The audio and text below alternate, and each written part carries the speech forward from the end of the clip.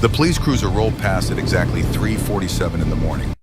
Wren Calloway pressed herself deeper into the shadows beneath the overpass, her breath trapped in her lungs like something caged and desperate. The headlights swept across the concrete pillars, painting yellow stripes on the graffiti that told stories of everyone who had hidden here before her. All of it washed in that cold, moving light, then returned to darkness as the cruiser passed. She counted to 60, then 60 more. Only when the engine sound faded completely did she allow herself to exhale. 11 years old, 22 months on the streets. And still, every single time she saw those lights, her heart tried to break through her ribs. She could have asked for help. She could have walked up to any police officer, any firefighter, any adult with a kind face and said the words that would change everything. I am alone, I am hungry, I am scared. But Wren had learned what those words bought you. They bought you a system that processed children like products on an assembly line. They bought you foster homes where the checks mattered more than the children who earned them. They bought you group facilities where girls went in with hope and came out with something missing behind their eyes, scraped away by hands that should have been gentle. They bought you a different kind of death, the kind where your body kept breathing, but everything else stopped. So Wren stayed invisible. She moved through Phoenix like smoke, like shadow, like a memory that no one bothered to recall. She slept in different places every night. She ate whatever she could find or earn. She survived. That was all she had left. The morning her mother died had started like any other. March 15th, 2011. The Riverside Shelter for Women and Children. Wren was 9 years old and she had been counting the minutes until morning. Her mother had promised to take her to the library. The library was free. The library was warm. The library had books about places where girls had adventures and parents never left. And the worst thing that happened was a misunderstanding that resolved itself by the final chapter. 2:17 in the morning. The smoke alarm screamed. Wren remembered the hallway filling with black smoke so thick she could not see her own hands.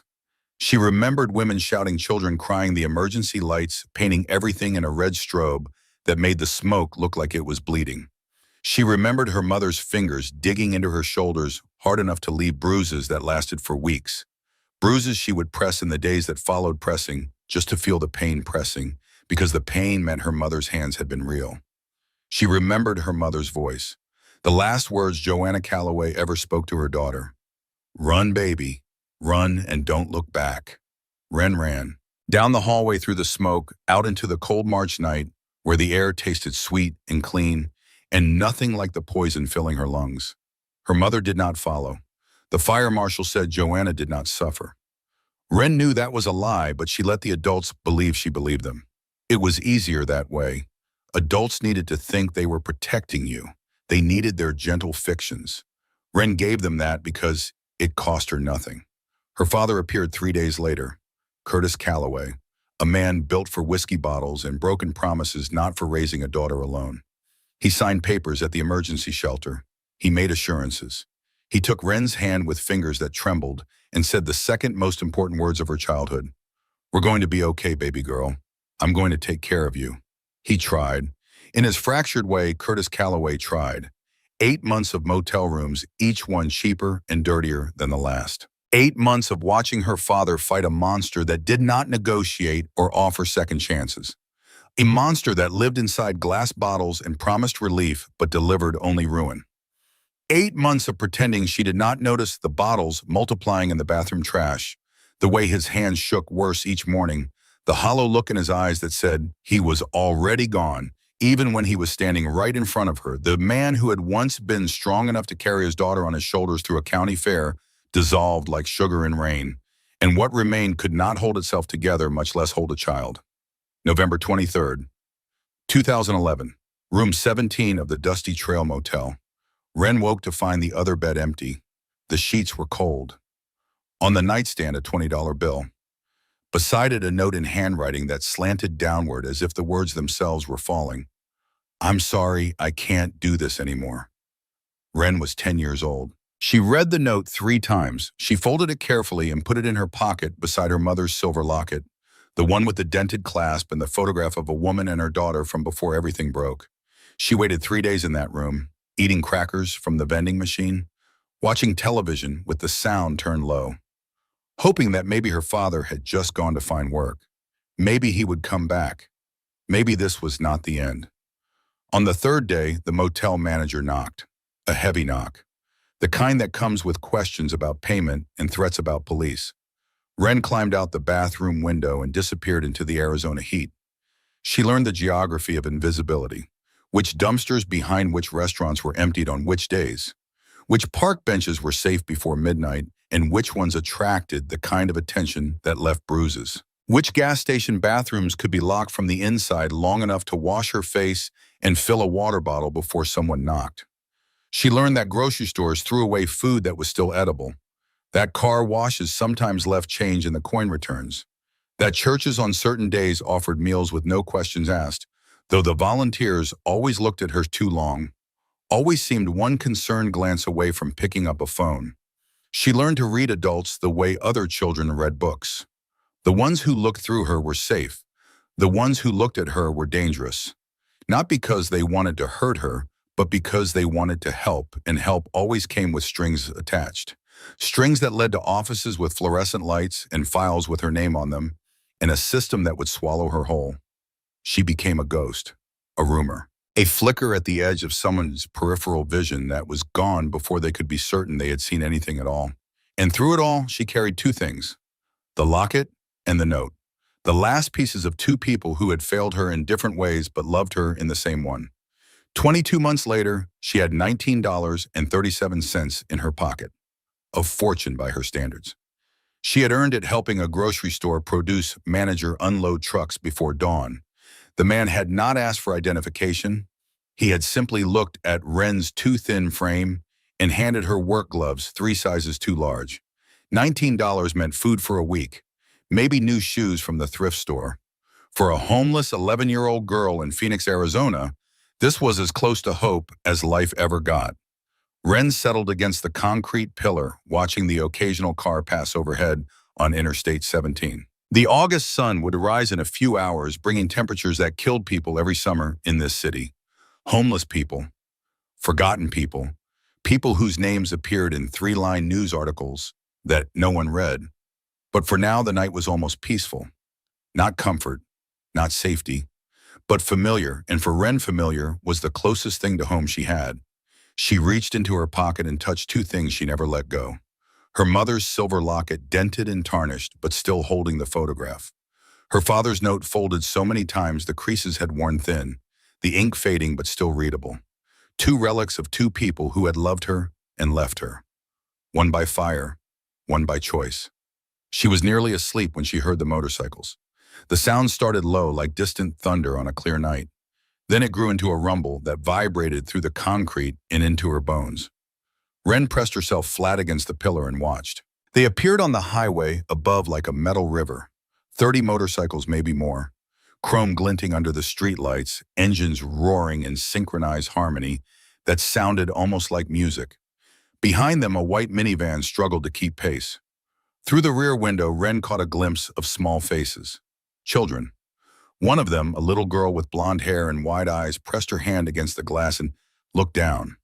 For just a moment, across the distance between two different worlds, their eyes met. The little girl waved.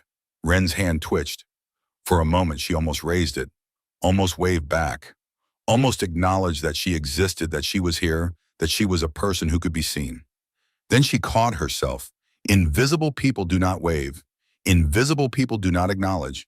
Invisible people survive by being nothing, by being no one, by never letting anyone remember they were there. She watched the convoy disappear, just strangers passing through. Nothing to do with her. She did not know that in less than 4 hours she would see that little girl again. She did not know the child would be hanging upside down in a burning vehicle screaming for help. And she did not know that her hand, the one that had almost waved back, would be the only thing standing between that little girl and death. Above her, far to the north, a man named Virgil Hutchins was fighting to keep his eyes open. He was losing. 23 years of driving trucks, 2 million miles, 0 accidents, a record that would end the moment his eyes closed at 73 miles per hour.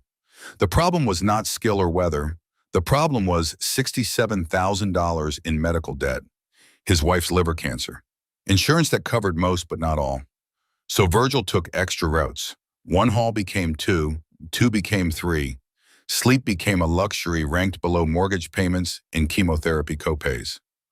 August 16th, Los Angeles to Albuquerque. 34 hours without rest. August 17th, 2:47 in the morning, 47 miles north of Phoenix. His eyelids began to droop. Just for a second, he told himself. Just rest them for 1 second. 1 second that would cost more than $67,000 could ever measure. The 18-wheeler drifted left. 80,000 pounds of steel and cargo began a slow migration across the center line. 300 yards to the south, Holt Decker was leading his brothers toward catastrophe. He did not know it yet. He was thinking about the letter from the United States Attorney's Office. RICO charges, conspiracy, racketeering, the kind of accusations built from informant testimony that could put him and his senior brothers in federal prison for decades. Holt had learned long ago that truth meant nothing when the government wanted headlines. A motorcycle club president in handcuffs played well on the evening news. His lawyer, Diane Prescott, had been blunt. Iron gray hair pulled back mid-40s eyes that had stared down federal prosecutors without flinching. The jury will walk in believing motorcycle clubs are criminal organizations, she had said. We need something to counter that narrative. Something human. Hence today's ride. Every August, the Stone Ridge Motorcycle Club organized a camping trip for children from the foster care system. Riding for Tomorrow, they called it. This year, Diane had arranged for a reporter from the Arizona Republic to document everything. Photographs of leather-clad bikers roasting marshmallows with orphans might plant seeds of doubt in potential jurors' minds. Holt hated the calculation, but he loved the kids, and if doing something good also happened to be tactically useful, he could live with the mixed motives. The 4 children whose paperwork had cleared were waiting by the minivan. Holt walked over, boots crunching on gravel. Cassidy was 13, dark ponytail, arms crossed like a barricade. Eyes that had seen too much and trusted too little. She stood apart from the others, her body language broadcasting a message Holt recognized from countless young people cycling through the system. Come closer, and I will make you regret it. Sawyer and Beckett were 8-year-old twins wearing opposite expressions.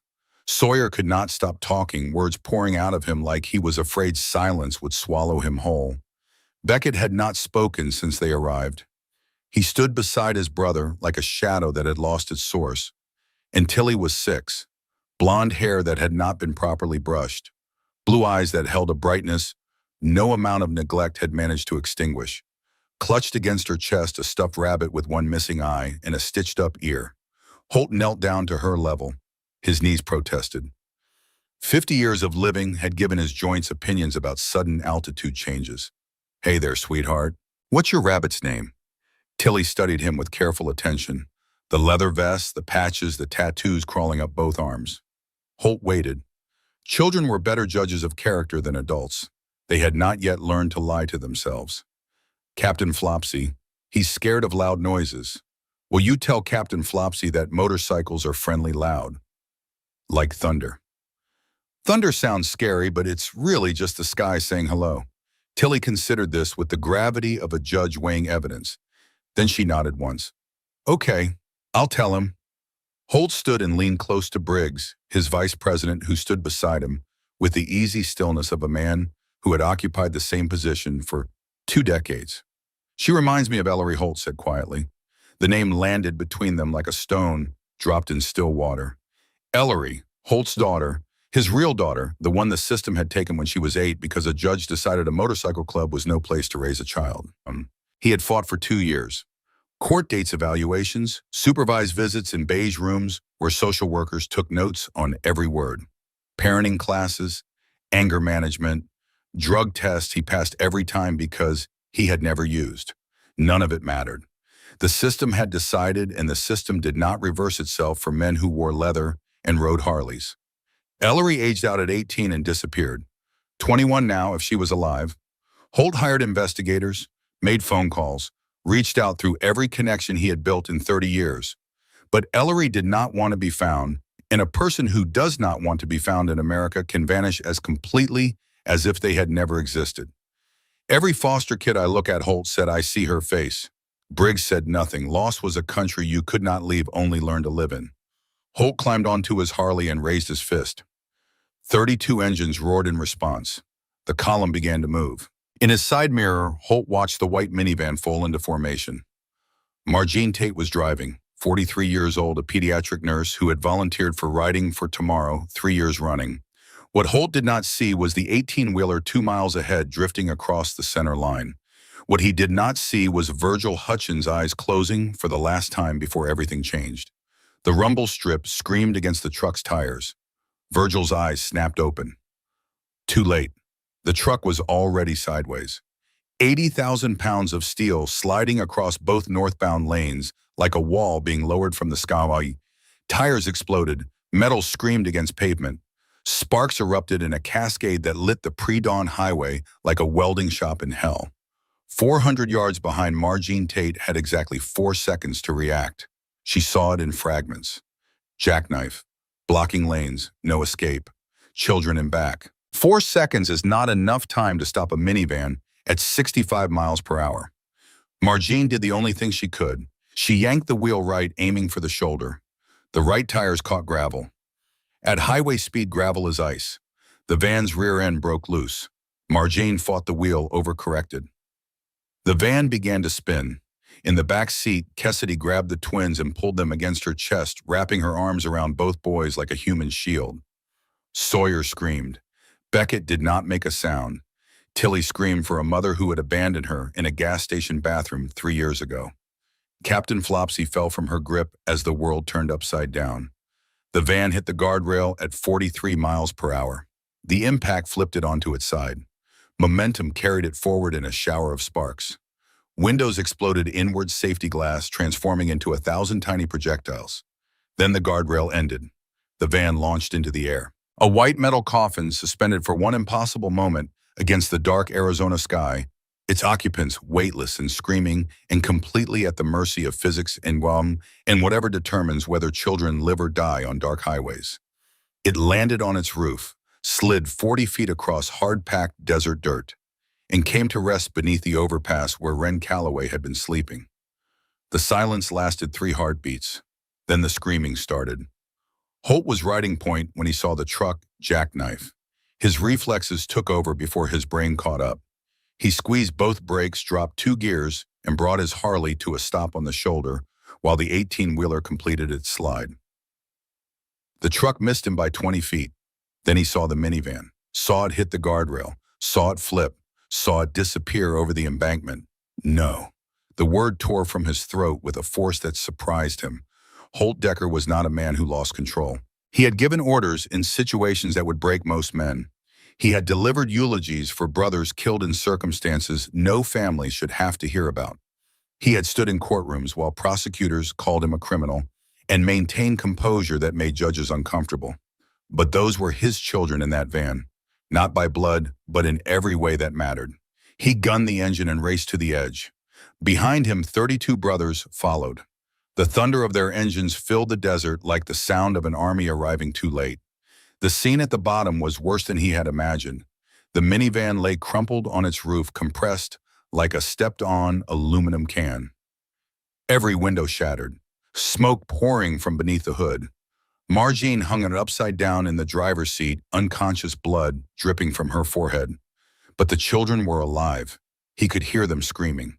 Holt sprinted to the van and dropped to his knees. The first thing he noticed was the heat.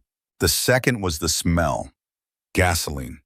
The fuel tank had ruptured liquid pooling beneath the vehicle, spreading across the sand in a dark stain that caught the headlamp light. The fumes triggered every alarm in his body. Fuel plus heat plus time equals fire. Fire plus trapped children equals a nightmare he would carry forever. He grabbed the driver's door handle and pulled. Nothing. The frame had bent on impact, jamming every door shut. He and Briggs pulled together. 450 pounds of combined strength against metal designed to withstand collisions. The door would not move. The windows, Holt shouted. Get them out, through the windows. But the roof had partially collapsed, creating a space barely 2 feet high. An adult male could not fit through. An adult could not reach the children. An adult could not undo the jammed seatbelts. And the smoke was getting thicker. Holt saw the first flame appear beneath the hood. Small, orange, hungry. It would not stay small for long. Jaws of life, someone shouted.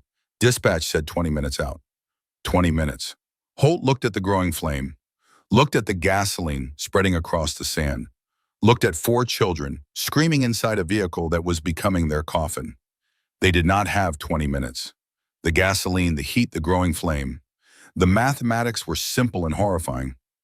They had maybe 90 seconds. Holt Decker, president of the Stone Ridge Motorcycle Club, a man who had ridden through storms that could kill, who had faced down threats that would break most men, fell to his knees in the dirt. His hands, the hands that had fixed motorcycles and built furniture and held his daughter's fingers when she was learning to walk, began to shake. For the first time in his adult life, he was completely helpless. Strength meant nothing when the opening was too small. Courage meant nothing when the fire was too close. 30 brothers meant nothing when 4 children were going to burn, because the world had arranged itself into a geometry that excluded every man present. He looked at the faces around him. Briggs' jaw clenched, Stokes' eyes wide.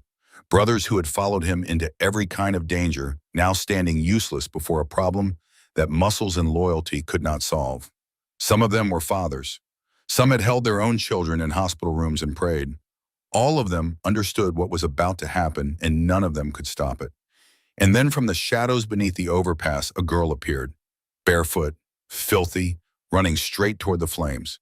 Wren's feet moved before her brain gave permission. One moment she was pressed against the concrete pillar, watching from the safety of shadows.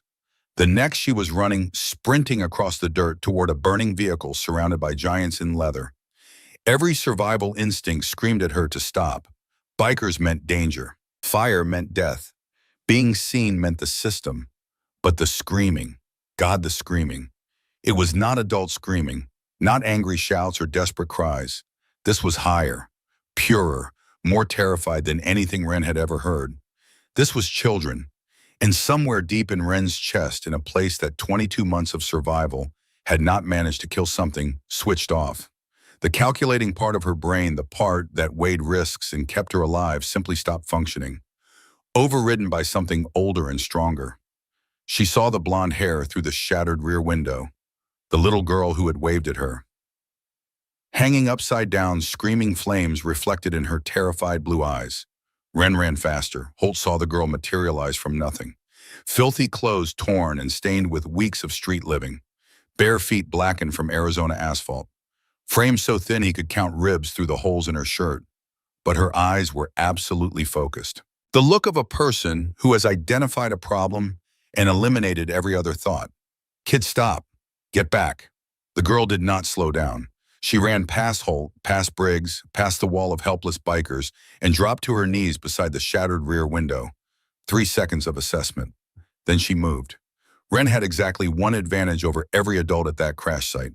She was small. The opening was roughly 18 inches high and 24 inches wide. An adult could not fit. But Wren was 11 years old and had been malnourished for most of those years. Her shoulders were narrow. Her hips were thin. She had spent 2 years squeezing into spaces that should have been too small. Dumpster enclosures, drainage pipes, the gap beneath a loading dock. She knew her body's dimensions the way a pilot knows an aircraft's specifications. She went in head first. The world changed the moment she crossed the threshold. Outside was chaos and noise, and the organized panic of adults confronting their limitations. Inside was something else entirely. A pocket universe of heat and smoke, and the inverted geometry of a world turned upside down. The ceiling was the floor was the ceiling. Seatbelts hung like vines in a jungle made of twisted metal and shattered glass. The heat hit her like opening an oven door. The interior was a furnace. August sun baking metal for hours, now amplified by the approaching fire. Sweat erupted across her body. Her lungs protested as they drew in air that tasted of gasoline and burning plastic. She kept moving. Glass bit into her palms and knees. She ignored it. Pain was information. Information she filed and discarded. The first child she reached was Tilly. The little girl hung upside down from her car seat, blood matting her blonde hair from a cut on her scalp. Her blue eyes were wide with a terror so pure it had moved beyond screaming into a silent, trembling stare. In her arms, somehow still clutched tight, was Captain Flopsy. Please. The word was barely a whisper. Please help us. Wren reached up and found the release button. Jammed. The impact had warped the plastic housing. She pressed harder, putting her entire body weight behind her thumb. Nothing. The flames were closer now, orange light flickering across Tilly's face. She thought about the wave. The moment their eyes met through the van window, this child had acknowledged her, had seen her, had treated her like she existed when the rest of the world had agreed she did not. Click. The harness released. Tilly tumbled free. Ren caught her before she hit the glass-covered ceiling. "Can you crawl?" Tilly nodded, tears streaming up her forehead in the inverted world. "Go out the back window. The people outside will catch you. Don't forget Captain Flopsy." Tilly grabbed the rabbit and began crawling toward the light. Ren turned to the twins. 40 seconds gone. 3 lives remaining. Outside, Holt watched the girl's bare feet disappear into the burning vehicle. Every instinct told him to reach in and drag the kid back. But the opening was too small. His shoulders would not fit. All he could do was wait and pray to a God he had stopped believing in 20 years ago. The first child emerged. Tilly, covered in glass and blood, clutching a one-eyed rabbit. Holt grabbed her and passed her to Briggs, who carried her away from the flames at a dead run. "Come on, kid. Get them out." The twins were tangled together inside the van, their seatbelts twisted during the crash into a knot that looked impossible to undo. Sawyer was conscious, eyes locked on Ren with desperate hope. The kind of hope that says you are the last chance. Beckett was not moving. The fire was 10 feet away. A wall of orange and red consuming the engine compartment, reaching toward the passenger cabin with hungry fingers. Smoke filled Ren's lungs with each breath. Her eyes watered. Her throat burned. She found the first release mechanism, jammed like Tilly's, but worse. The metal housing had bent the button at an angle that prevented the latch from engaging. She needed a tool. There, a piece of metal trim torn from the door panel, thin 4 inches wide with a pointed end where it had snapped. The metal was hot enough to burn her palm. She grabbed it anyway. Wedged the point into the gap beside the seatbelt button. Pushed. Levered. Used the physics her father had taught her in another lifetime, when Curtis Calloway still fixed things instead of breaking them. When he would explain how force could be redirected, how the right angle could move the world. Click. Sawyer tumbled free. Go. Window, now. The boy hesitated, looking at his brother. "I'll get him." Go. 20 seconds. 2 lives remaining. Beckett's seatbelt mechanism had not just bent, it had partially melted. The soft plastic had fused around the metal components in a way no tool could fix, no leverage could overcome. The button was gone, absorbed into a mass of deformed polymer that looked like candle wax. The fire was 5 feet away. Ren could feel individual flames reaching for her, could see them reflected in Beckett's closed eyes, could hear the hungry sound they made as they consumed everything in their path. She did the only thing she could think of. She started chewing. The seatbelt material was tough, woven nylon designed to withstand thousands of pounds of force engineered to hold a human body in place during the violence of a collision. It was not designed to be cut by the teeth of an 11-year-old girl, but it was still fabric, still threads woven together, still something that could be separated with enough pressure applied at a small enough point. Ren bit down and pulled using her teeth like a saw back and forth, applying pressure that sent pain shooting through her jaw and into her skull. Fibers separated one at a time, achingly slow, while the fire crept closer and her lungs screamed for clean air, and the unconscious boy hung above her like a question she refused to leave unanswered. The heat was a physical weight pressing against her. Sweat poured from every pore, evaporating almost instantly in the furnace air. Her vision narrowed, darkness crept in from the edges. Her body was beginning to shut down, beginning to prioritize survival over effort, beginning to tell her that this was over, that she had done enough, that 3 out of 4 was a miracle by any standard. "Mom," she thought, "I'm not running away this time. I'm running toward." She bit harder. 3 more fibers. 2. 1. The strap gave way. Beckett fell into her arms. 60 pounds of dead weight. She struggled to hold him, to breathe, to see through the tears the smoke forced from her eyes. She began dragging the boy toward the window. 10 seconds. 1 life remaining. Cassidy was still trapped. The oldest of the 4 hung from her seatbelt, blood covering her hands where she had tried to claw herself free. Her dark eyes met Wren's through the smoke. Go. Cassidy's voice was raw but certain. Get him out. Leave me. Wren hesitated. The fire was 3 feet away. The unconscious boy weighed 60 pounds. The window was 8 feet behind her. If she tried to save them both, she might save neither. Go! Cassidy screamed. Don't let him die because of me. Wren made a decision. She dragged Beckett to the window and pushed him through into the waiting hands of the bikers outside. Then she turned around and crawled back into the fire. Outside, Holt Decker watched in disbelief. The girl had already performed miracles. 3 children freed in less than a minute. An unconscious boy pushed to safety. And now she was going back. Going back into smoke and flames in a vehicle that could explode at any second. Kid, no. The words were torn from him, raw and desperate. The girl either could not hear or chose not to listen. She disappeared into the smoke. 5 seconds, 1 life remaining. Wren could barely see. The smoke was so thick that Cassidy was just a shadow illuminated only by the hellish glow of approaching flames. Her lungs were burning. Every instinct screamed at her to turn around, to escape, to save herself. She kept crawling. I told you to leave, Cassidy said. Steady, angry, the voice of a 13-year-old who had decided her death was acceptable if it meant someone else lived. I did, Wren said, grabbing the girl's seatbelt. Now I'm saving you. Then stop talking and let me work. The button would not depress because the crash angle put continuous pressure on the latch. Wren understood the problem. Push yourself up. Take the weight off of the belt. Cassidy grabbed the seat and pulled, lifting her body just enough to change the angle of force. Click. Cassidy tumbled free. Wren caught her. Window. Now. They crawled together, Cassidy in front, Wren behind. The heat was beyond unbearable. Wren felt her skin beginning to blister, felt her hair singeing, felt the fire reaching for her with fingers made of pure destruction. 3 feet to the window. 2. 1. Cassidy dove through the opening. Wren followed. She was halfway out when the world exploded. The blast wave hit Wren like a giant's fist. One moment she was crawling toward safety.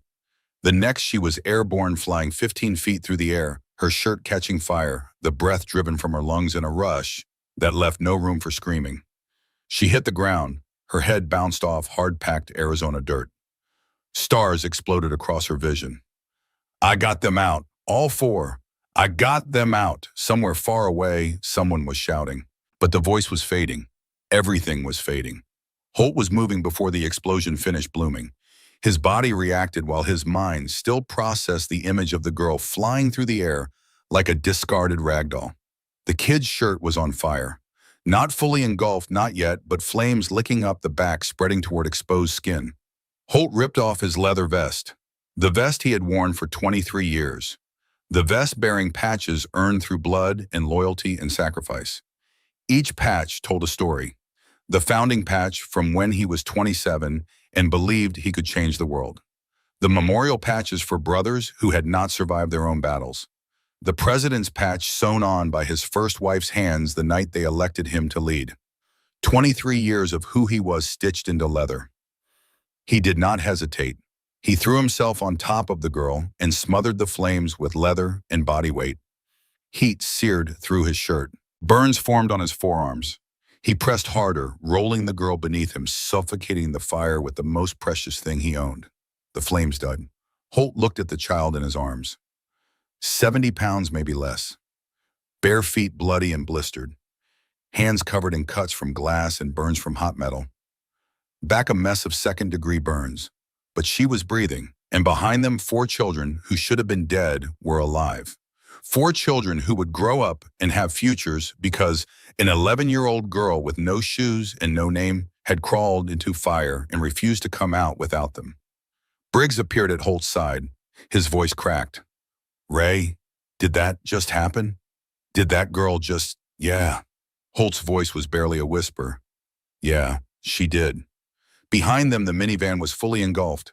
A bonfire of twisted metal that had come within seconds of becoming a crematorium. The heat forced everyone back, creating a perimeter of scorched earth around the wreckage. 30 feet away, the 4 children huddled together and into the dirt. Cassidy had her arms wrapped around the twins and Tilly, forming a barrier with her body, even though the danger had passed. even though the fire could not reach them, even though safety was no longer in question. She held on because holding on was the only language she knew, because letting go meant trusting the world to be safe, and she had never been given a reason to believe that. Her dark eyes were fixed on the girl lying in Holt's arms, the dirty barefoot stranger who had crawled into hell to save her life, the stranger who had come back for her when she told her to leave, who had chosen to die with her rather than live without trying. Sirens wailed in the distance, getting closer. Holt looked down at the girl, her eyes fluttered open, brown eyes dark and deep, filled with a fear so raw that Holt recognized it immediately. Not fear of the fire, not fear of pain, fear of people. Fear of the world that existed beyond shadows and hiding places. Then she heard the sirens. Her entire body went rigid. The change was instantaneous, like watching a wild animal register the presence of a predator. One moment she was limp and broken. The next she was electric with the desperate energy of a creature that would rather die running than be captured. Before Holt could react, the girl twisted out of his grip and scrambled to her feet. She swayed, nearly collapsed, caught herself on pure willpower. "Kid, wait." The girl ran, injured, burned, bleeding from a dozen cuts, her bare feet leaving bloody prints on the desert dirt. She ran. Not toward the approaching ambulances, away from them, into the shadows beneath the overpass, into the desert beyond, into the darkness that had been her home for 22 months. Within seconds, she had vanished completely, absorbed by the night as if she had never existed.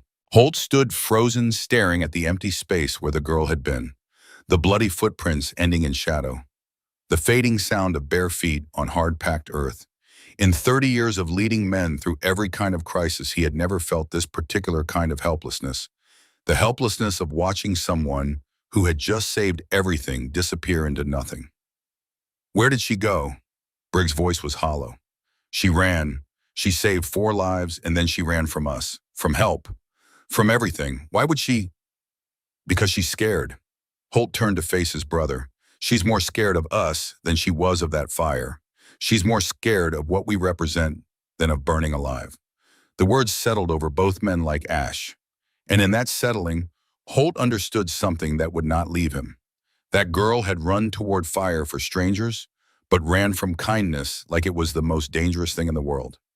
She had risked death without hesitation, but could not risk being seen. Whatever the world had done to that child, it had taught her that flames were less frightening than people. That knowledge sat in Holt's chest like a stone, and it would not move until he found her. The ambulances arrived, paramedics swarmed the scene, the 4 children were loaded onto stretchers. Margene Tate was stabilized, her injuries serious, but not life-threatening. Statements were taken, measurements recorded, photographs documenting the impossible, and Holt Decker could not stop staring at the shadows. "Ray." Briggs's hand landed on his shoulder. "We need to focus. The kids are safe. Margene's going to make it. This is a miracle. It's not finished." Holt's jaw tightened. That girl is out there somewhere. Hurt. Alone. She needs help. We don't even know her name. Then we find out. Holt turned to face Briggs fully. His eyes held something his brother had not seen in 20 years of brotherhood. Not anger, not determination, something deeper. "Briggs, that kid did something tonight that grown men couldn't do. She crawled into a burning vehicle without thinking, without hesitating, without any regard for herself. She saved 4 children who would be dead right now if she hadn't appeared from nowhere." Holt's voice hardened into something that sounded like a vow. "I'm not going to let her disappear. I'm not going to let her bleed out in some alley because we were too busy congratulating ourselves to look for her. The feds can wait. The lawyers can wait. Everything can wait." Holt looked back at the darkness that had swallowed the girl. "I'm going to find her. And when I do, I'm going to give her something she's probably never had." Briggs waited. A family. The word hung in the desert air between them. Heavy with promise. Heavy with the weight of a man who had lost 1 daughter and now refused to lose another. The word went out at 7:43 that evening. Holt stood in the parking lot of Phoenix General Hospital, phone pressed to his ear, voice carrying the authority of 3 decades leading men through impossible situations. Behind him, through the glass doors, the 4 children were being treated by doctors who kept shaking their heads in disbelief. They should be dead. Everyone who looked at the crash photographs said the same thing. They were not dead because of a girl who had vanished like smoke. I need every brother we have, Holt said into the phone. Not just Phoenix, Tucson, Flagstaff, Yuma. Everyone within driving distance. Leland Cross, president of the Tucson chapter, was silent for a moment. Ray, we heard about the crash. You're saying a kid did all that? A homeless kid. A girl. Holt's voice tightened. I watched her do it. I watched her crawl into a burning vehicle and pull out 4 children, one by one. Then I watched her disappear before I could thank her. How many men do you need? As many as you can spare. This isn't a hunt, Leland. It's a rescue. That girl is injured. She needs medical attention, and she's terrified of authority. She's going to hide until she can't hide anymore. We'll be there by midnight. By 9 o'clock, word had spread across Arizona and into neighboring states.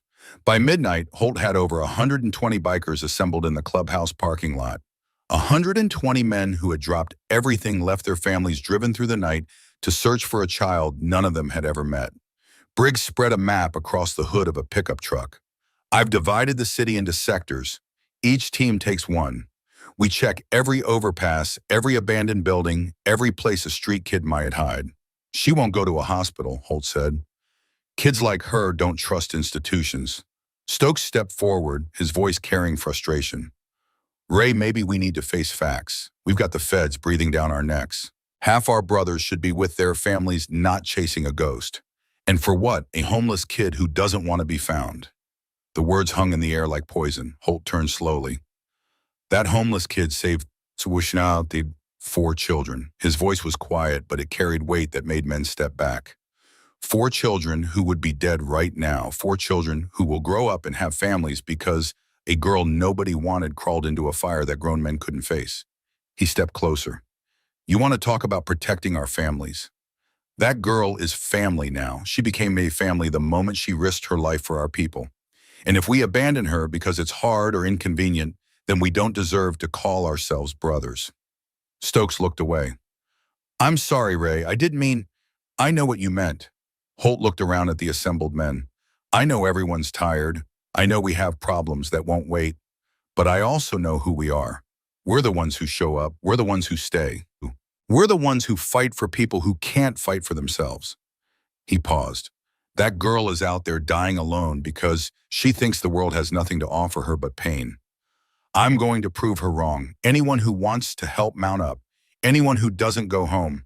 No judgment, but I'm not stopping. Silence. Then one by one the men stood up. They got on their bikes and 120 engines roared to life in the darkness. The search began at 12:30 in the morning.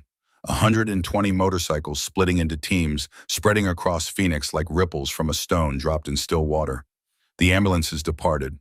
The fire trucks arrived. The highway patrol began their investigation.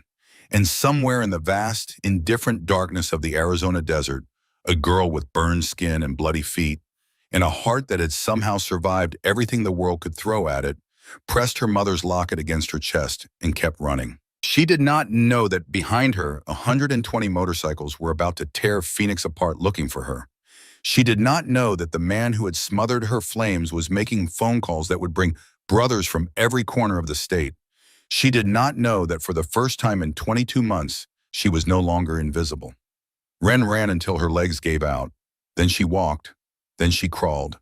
The pain was everywhere. Her back felt like someone had pressed a hot iron against her skin. Her hands were sticky with blood that was not entirely hers. Her feet screamed with every step as glass worked deeper into the flesh. But she kept moving. The sirens had triggered something deep in her survival brain. Something that overrode pain and exhaustion in the logical part of her mind that knew she needed medical attention. Sirens meant police. Police meant questions. Questions meant the system. She had seen how those bikers looked at her. Gratitude, wonder. Something that might have been respect. But gratitude did not stop adults from making phone calls. Wonder did not prevent social workers from showing up. Respect meant nothing when you were an 11-year-old girl with no identification, no guardian, no proof you existed. Ren had been invisible for 22 months. She intended to stay that way. The abandoned warehouse was 3 miles from the crash site, a distribution center for a furniture company that went bankrupt in 2008. Empty space and broken windows and the kind of silence Ren had learned to love.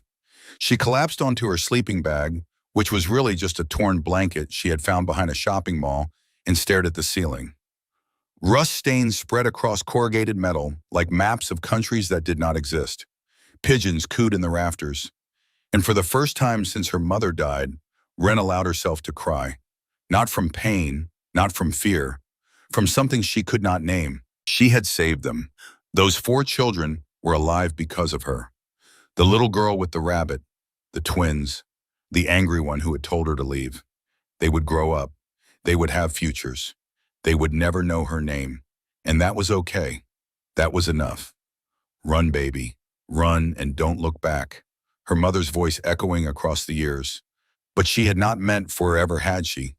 She had meant survive. Make it through the fire. Find something worth stopping for. Wren closed her eyes. Her hand went to her pocket, checking for the 2 things she never lost.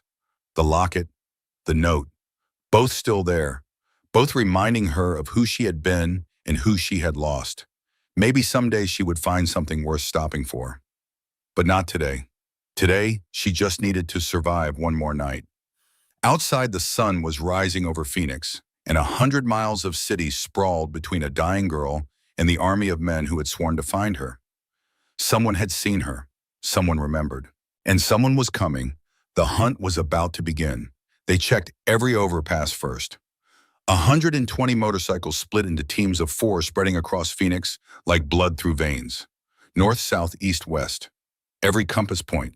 Every highway interchange where concrete pillars created the kind of sheltered darkness that attracted people who had nowhere else to go. Holt led the northern teams himself. He could not sit in the clubhouse and wait for radio calls. Could not stare at a map while that girl bled out somewhere in the dark. He rode through streets he had known for 30 years, seeing them differently now. Seeing the shadows not as background, but as hiding places. Seeing the abandoned buildings not as blight, but as shelters. Seeing his city through the eyes of an 11-year-old who had learned to become invisible. They talked to the homeless population, the night shift workers at gas stations and convenience stores, the insomniacs walking dogs at 2 in the morning, the security guards making rounds in empty parking lots. Have you seen a girl 11 years old? Skinny, barefoot, burns on her back. The answers were always the same. No, sorry. Haven't seen anyone like that. Hope you find her.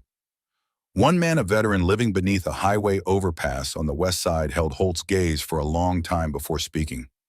Lots of kids out here, brother. More than you think. They learn to be ghosts. You won't find her unless she wants to be found. And kids like that, they never want to be found. Holt thanked the man and rode on, but the word stayed with him. Ghosts. That was what the world had made of its most vulnerable children. Not through malice, but through indifference. Through a system that processed them like paperwork and then lost them in the filing. By dawn, they had covered 60% of the city. By noon, 80%. By evening, nothing. Not a trace, not a whisper. Not a single person in a city of nearly 2 million who had seen a burned, bleeding child stumbling through the streets. Holt stood in the clubhouse parking lot surrounded by exhausted men who had been searching for 18 hours straight. Some had fallen asleep on their bikes' helmets, cradled in their arms like pillows. Others leaned against walls drinking coffee that had stopped having any effect hours ago. She's out there, Holt said to no one and everyone. She's hurt. She can't have gone far. The second night was worse than the first. The adrenaline had burned off, replaced by a bone-deep weariness that made every mile feel like 10. Brothers who had driven from Tucson and Flagstaff were running on fumes and stubbornness. The temperature dropped into the 80s, which sounded comfortable unless you had been riding for 20 hours and your body had forgotten what rest felt like. Holt would not stop. He ate on his bike. He drank water while riding. He checked under bridges and behind strip malls and inside the hollowed-out shells of businesses that had failed during the recession. He showed a photograph of the crash site to anyone who would look. Not a photograph of the girl. They did not have one. Just the burned van, the emergency lights, the impossible evidence of what one child had done. Have you seen a girl 11 years old? Please. She needs help. No. Sorry, no. 3 miles from where Holt was searching, Wren Calloway was dying. She did not know she was dying. Her body knew. Her brain clouded by fever and infection, and 41 hours without sleep had lost the ability to process that kind of information. What she knew was that the warehouse floor was cold against her cheek, that the pigeons in the rafters sounded like her mother humming, that the burns on her back had stopped hurting, which should have been a relief, but instead felt like surrender. The infection had started in the cuts on her hands. Glass and dirt and bacteria, a combination that the human immune system could fight under normal circumstances. But Ren's immune system had been weakened by 22 months of malnutrition, by a body that had been running on insufficient fuel for so long that its defenses had thinned like paper held too close to flame. The burns accelerated everything. Damaged skin could not protect against invasion. The bacteria moved through tissue like fire through dry grass. Her temperature climbed past 102, then 103, then into territory where the brain begins to cook in its own casing. She hallucinated. Her mother sat beside her on the warehouse floor, stroking her hair with cool fingers that smelled like the lavender soap she used to buy from the dollar store. Ren knew it was not real. Some functioning part of her mind held on to that knowledge like a rope over a cliff. But she leaned into the touch anyway. She was so tired of being alone. "I did good, Mom." Ren's lips moved, but she was not certain the sound came out. "I saved them, all four." Her mother's voice, or the memory of it, or the fever's approximation of it, responded with warmth that filled the empty warehouse like sunlight through a window. "I know, baby. I saw. Are you proud of me? I was always proud of you." Ren felt tears on her cheeks, hot against skin that was already burning. She wanted to stay here in this hallucination, in this impossible moment where her mother was alive and close, and the world was not a machine designed to crush children who had done nothing wrong. But the hallucination faded as hallucinations do. The cool fingers dissolved. The lavender scent was replaced by the smell of rust and dust and her own infected wounds. And Ren was alone again on a concrete floor in an empty building, and the pigeons in the rafters did not care. The motorcycle sounds came and went throughout the day. Distant rumbles that grew closer, then faded, then grew closer again. At first, Ren thought it was normal traffic. Phoenix was a city of engines and exhaust and the constant movement of people going somewhere that mattered. But as the hours passed and the rumbling continued, always circling, always probing, always just beyond the edge of her hiding place, a terrible suspicion formed in her fevered mind. They were looking for her. Her brain, unable to process kindness in its current state, produced only one explanation: punishment. She had interfered. She had touched their people without permission. She had inserted herself into a situation that was not hers. Now they wanted to make sure she understood the consequences. It did not matter that she had saved the children. Nothing ever mattered except power and control. Adults took. Adults punished. Adults disappeared you into systems that ground children into dust. She had to move. Had to find somewhere else. Somewhere deeper. Somewhere they could not reach. Ren forced herself to her feet. The warehouse spun around her. Her vision narrowed to a tunnel darkness creeping in from the edges, like ink dropped in water. She grabbed a milk crate to steady herself and felt the plastic crack under her grip. One step, then another. The gap in the fence seemed miles away. She made it halfway across the floor before her legs simply stopped working. Not a dramatic collapse, not a fall, just a cessation.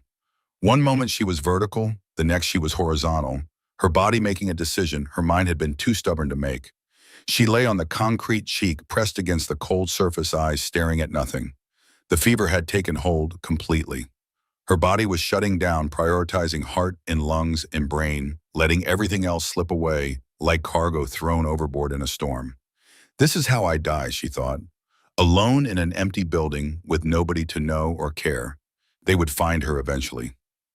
Weeks from now, maybe months. A skeleton in a sleeping bag that was really just a torn blanket. They would not know her name.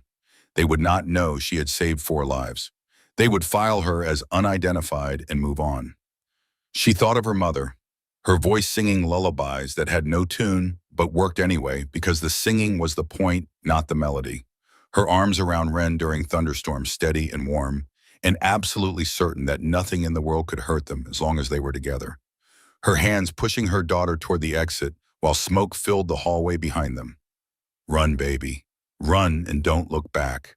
Ren had run. She had survived. And now it was ending anyway. Not in fire like her mother, in silence, in stillness, in the slow, quiet failure of a body that had been asked to carry too much for too long. She closed her eyes. Somewhere outside, an engine rumbled closer, then stopped. Footsteps on concrete, heavy boots on broken glass. A flashlight beam cutting through the darkness of the warehouse like a blade. A voice, rough and familiar, filled with something that sounded impossibly like hope. Over here, I found her. Holt had not planned to check this warehouse. It was not in his assigned sector. It was 3 miles outside the search grid in an industrial area that Briggs had deemed unlikely based on the girl's probable range of travel given her injuries. But Holt had not been following the grid for the last 2 hours. He had been following something else. An instinct. A pull. The kind of irrational certainty that defied explanation but demanded obedience. He had been following Tilly. The 6-year-old girl treated and released from the hospital with minor injuries had been staying at the clubhouse under the care of brothers' wives while the search continued. She could not sleep. She wandered the hallways, clutching Captain Flopsy appearing in doorways, like a small ghost staring at adults with eyes that held a question she could not articulate. Holt found her sitting on the clubhouse steps at 4 in the morning, bare feet on cold concrete, the rabbit pressed against her chest. The night air was still warm, carrying the smell of exhaust and desert dust and the faintest trace of smoke from somewhere far away. "What are you doing up, sweetheart? Captain Flopsy can't sleep." Tilly's voice carried the absolute certainty of a 6-year-old who has decided something is true. He's worried about the girl. Holt sat down beside her. The concrete was hard beneath him, and his knees ached from 2 days in the saddle. What girl? The one who saved us. The one with no shoes. Tilly looked at Holt with eyes that held neither fear nor confusion. Only a child's simple understanding of a simple truth. She's hurt, and nobody's finding her. "Do you know where she might be?" "I saw her before," Tilly said. "From the van. Before the crash, she was under the bridge." Holt's pulse quickened. The bridge on the highway, Tilly nodded. She was sleeping there, against the big posts. She looked at Captain Flopsy as if consulting him, then back at Holt. She was all alone. Nobody was with her. She looked like she lived there. "Which direction, sweetheart?" "Which way was the van going when you saw her?" Tilly pointed south. "That way, where the buildings are. The big buildings with no lights." Holt looked in the direction the child indicated. South of the crash site, industrial zone, warehouses, distribution centers, the kind of area that emptied at 5 o'clock and did not refill until 8 the next morning. The kind of area where a child who knew how to be invisible could disappear into the gaps between buildings like water into sand. The search grid had focused north and east, following the assumption that the girl would move toward populated areas where food and water could be found. But Wren was not moving toward resources. She was moving toward shelter, toward darkness, toward the places where nobody went because nobody had any reason to go there. Holt kissed Tilly's forehead. "You might have just saved a life, sweetheart. You and Captain Flopsy both." Tilly smiled, the first real smile Holt had seen from her since the crash. "Captain Flopsy says you're welcome." He rode south alone, checked 3 warehouses, found nothing. Checked a 4th, a former furniture distribution center with a partially collapsed roof and a gap in the chain-link fence just wide enough for a child to squeeze through. He found the gap, found the footprints in the dust beyond it, small, barefoot, smeared with something dark that could have been blood. He followed them inside. The flashlight found her on the floor near the center of the building. Face down, motionless, one arm extended toward the far wall, as if she had been reaching for something when her body gave out. Her shirt, the same ruined shirt from the crash, was stuck to her back where the burns had wept through the fabric. Her bare feet were swollen and dark with infection. Holt crossed the distance in 5 strides. He dropped to his knees and reached for her neck with fingers that did not want to steady themselves. Pressed against the pulse point beneath her jaw. For one terrible second, he felt nothing. The universe compressed into a single point of silence and dread. Then, a flutter. Weak, irregular, but present. A heartbeat that refused to stop even when everything around it had. "Over here," Holt said into the radio. His voice broke and he did not care who heard it. "I found her, South Industrial District, the old Mercer Furniture Building on 7th. Get an ambulance here now. She's alive, but barely. She's burning up." He rolled her gently onto her side, careful of the burns. Her eyes fluttered but did not open. Her skin was radiating heat that Holt could feel through his gloves. Her breathing was shallow and rapid, the panting rhythm of a body fighting a war it was losing. Holt pulled off his jacket and covered her. Not for warmth, for comfort, for the simple human need to be covered, to be protected, to not lie exposed and vulnerable on a cold floor in an empty building. He sat beside her and waited for the ambulance. And while he waited, he talked. Not because she could hear him, not because words could fix what was broken, but because he had spent 2 days searching for this child, and now that he had found her, he could not bear the silence. "Hey kid, it's me, the guy from the highway, the one with the vest. Well, the vest is pretty much ruined now, but that's okay, it was getting old anyway." Her breathing did not change, but her fingers twitched. "You did something incredible out there. Something I've never seen in my whole life. You saved those kids. All 4 of them. They're safe now in the hospital, getting better. The little one, Tilly, she's the one who helped me find you. Told me she saw you under the bridge before the crash." Another twitch, stronger this time. Wren's eyelids flickered. Her eyes opened, brown and unfocused and burning with fever. For a moment there was no recognition, just fear. The primal animal fear of a creature that has been cornered. Then the fear shifted, became confusion, became something Holt could not identify. "Why?" Wren's voice was a whisper scraped across sandpaper.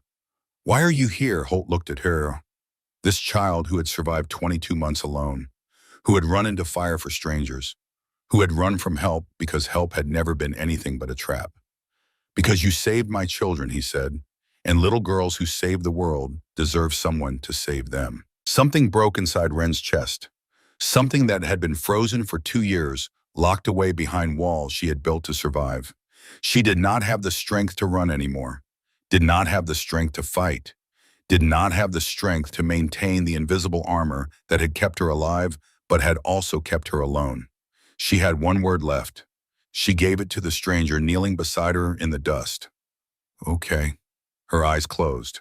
Holt gathered her up, careful of the burns, careful of the cuts, careful of everything about this small person who weighed almost nothing and had carried almost everything. He held her the way a father holds a daughter, and he refused to let go until the paramedics arrived. The hospital room was white and quiet, and nothing like anywhere Wren had slept in 2 years. She woke slowly, consciousness rising through layers of fog like a diver ascending from deep water. The first thing she noticed was the absence of pain. Not gone entirely, but dulled, wrapped in something soft that kept the sharp edges from cutting too deep. Medication, the kind that cost money she did not have. The second thing she noticed was the ceiling, clean, no rust stains, no water damage, no pigeons, just white acoustic tiles with tiny holes arranged in perfect geometric patterns. Wren stared at those patterns for a long time. She was afraid to look anywhere else. "Hey," the voice came from her right, soft, careful, the voice of someone trying not to startle a wounded animal. Wren turned her head. Holt Decker sat in a chair beside the bed. Same weathered face, same eyes that had watched her crawl into the burning van. But something was different now. The hardness she had seen at the crash site had softened into something that looked almost like tenderness. "How are you feeling?" Wren's throat was dry. She tried to speak and produced only a croak. Holt reached for a cup of water on the bedside table and angled the straw toward her lips. Every instinct screamed at Wren to refuse, but she was so thirsty. She drank. The water was cold and clean and tasted like nothing she had experienced in 22 months. Holt refilled it without being asked. "The doctors say you were severely dehydrated," Holt said. "Infected burns, cuts that needed stitches, malnutrition." He paused, choosing his next words with the care of a man walking through a minefield. "They say you've been on your own for a long time." Wren said nothing. Her eyes moved to the door, calculating distance, evaluating obstacles, counting steps to the exit. The arithmetic of escape that had kept her alive for 22 months running in the background of her mind like software she could not uninstall. "Nobody's called social services," Holt said quietly. The words were deliberate. Each one placed like a brick in a bridge he was trying to build across a chasm he could not see the bottom of. "Nobody's filed any reports. As far as the hospital knows, you're my niece visiting from Nevada. I'm your legal guardian." Wren's eyes snapped to his face. The calculation stopped. For the first time since she woke up, she looked at him with something other than survival mathematics. You lied. I did. Holt was silent for a long moment. When he spoke, his voice carried the weight of personal experience, the kind that leaves scars you can feel but not see. Because I've seen what the system does to kids like you. The foster homes that collect checks and forget to buy food. The group facilities where children go in and never come out the same. He met her eyes with a directness that left no room for doubt. You've survived on your own for almost 2 years. You've learned to be invisible. I wasn't going to take that from you. Not after what you did. Nobody had ever protected her before. Not since her mother. Not since the night that ended with smoke and running and a voice that said, "Don't look back." Wren reached under her hospital gown and found the locket. Still there. The nurses had not removed it. She pulled it out and held it in her bandaged palm, the silver chain pooling like liquid in the gauze. "What's that?" Holt asked. Wren hesitated. Then she opened it. Inside the photograph, a woman with dark hair and a smile that made you believe the world might be decent after all. A little girl on her lap, maybe 4 years old, laughing at something beyond the frame. My mom and me. Before. Holt looked at the photograph for a long time. His expression did not change, but something shifted behind his eyes. A recognition, a kinship, the shared understanding of people who carry their losses in small objects because the losses themselves are too large to hold. "She's beautiful," he said. "You look like her." Wren closed the locket. From her pocket, folded into a square no bigger than a postage stamp, she produced the note. She did not open it. She did not need to. She knew the words by heart. "My dad wrote this the day he left." She held it out to Holt, not to give to him, to show him, to let him see what she carried and why. Holt read the words through the worn paper. "I'm sorry, I can't do this anymore." His jaw tightened, but he did not judge, did not condemn, did not say the things adults usually said about fathers who abandon their children. He just nodded. And Wren understood that this man knew something about failure, about the distance between wanting to be enough and actual being enough, about the specific kind of love that destroys the person who cannot sustain it. "What do you want?" The question came out harder than she intended, sharpened by years of learning that nothing was free. People don't help for no reason. "What do you want from me?" Holt did not flinch. "I want to offer you a choice. What choice? You can leave right now. I'll give you money, clothes, whatever you need. Nobody will stop you, or you can stay. You can let us help you. You can become part of something, part of what a family." The word hit Wren like a physical blow. Family. She had a family once, a mother who sang lullabies, a father who tried and failed and eventually disappeared. Family meant loss.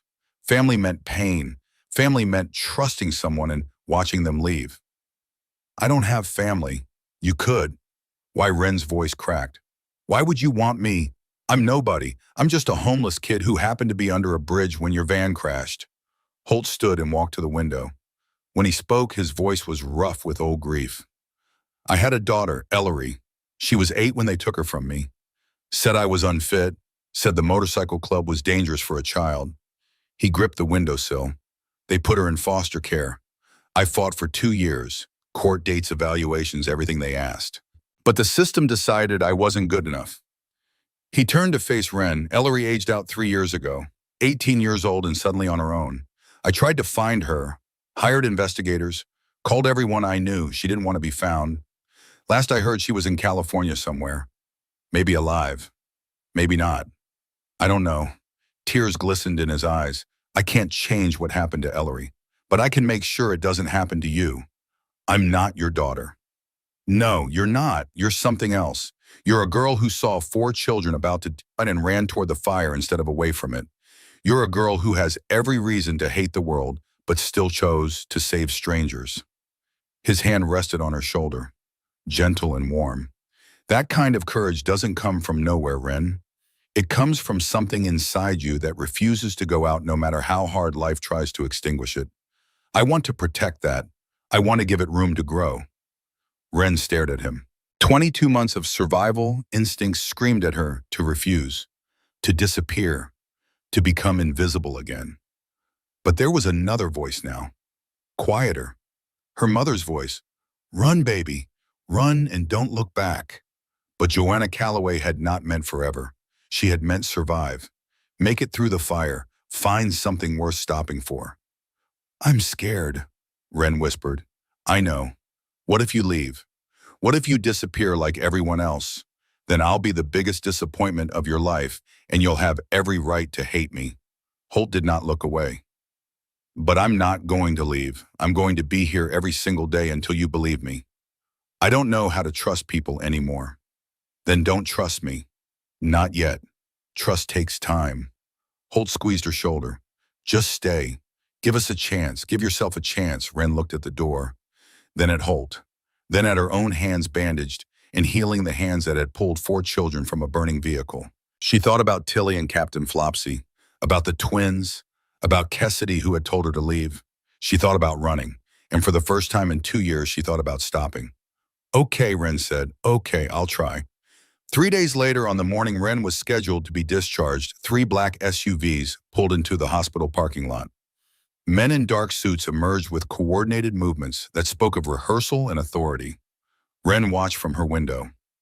Something cold settled in her stomach, spreading outward like the gasoline she had crawled through 3 days ago. Holt was beside her bed reviewing discharge papers.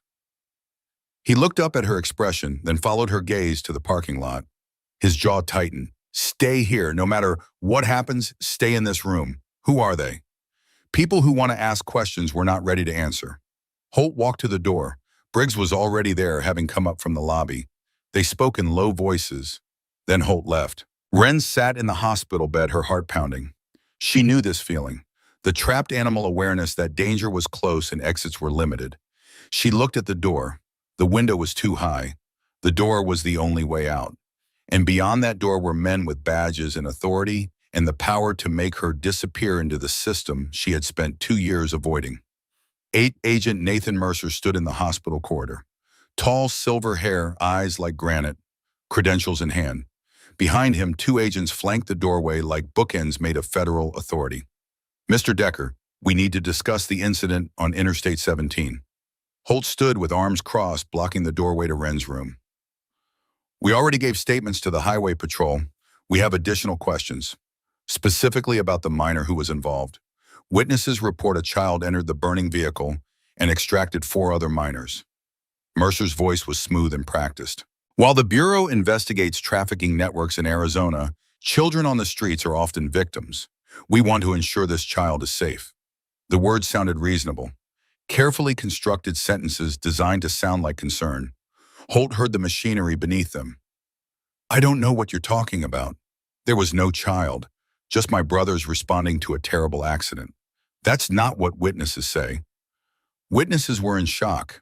Mercer's smile tightened, the expression of a man who was accustomed to cooperation and found resistance both surprising and inconvenient. Mr. Decker, obstruction of a federal investigation carries serious penalties.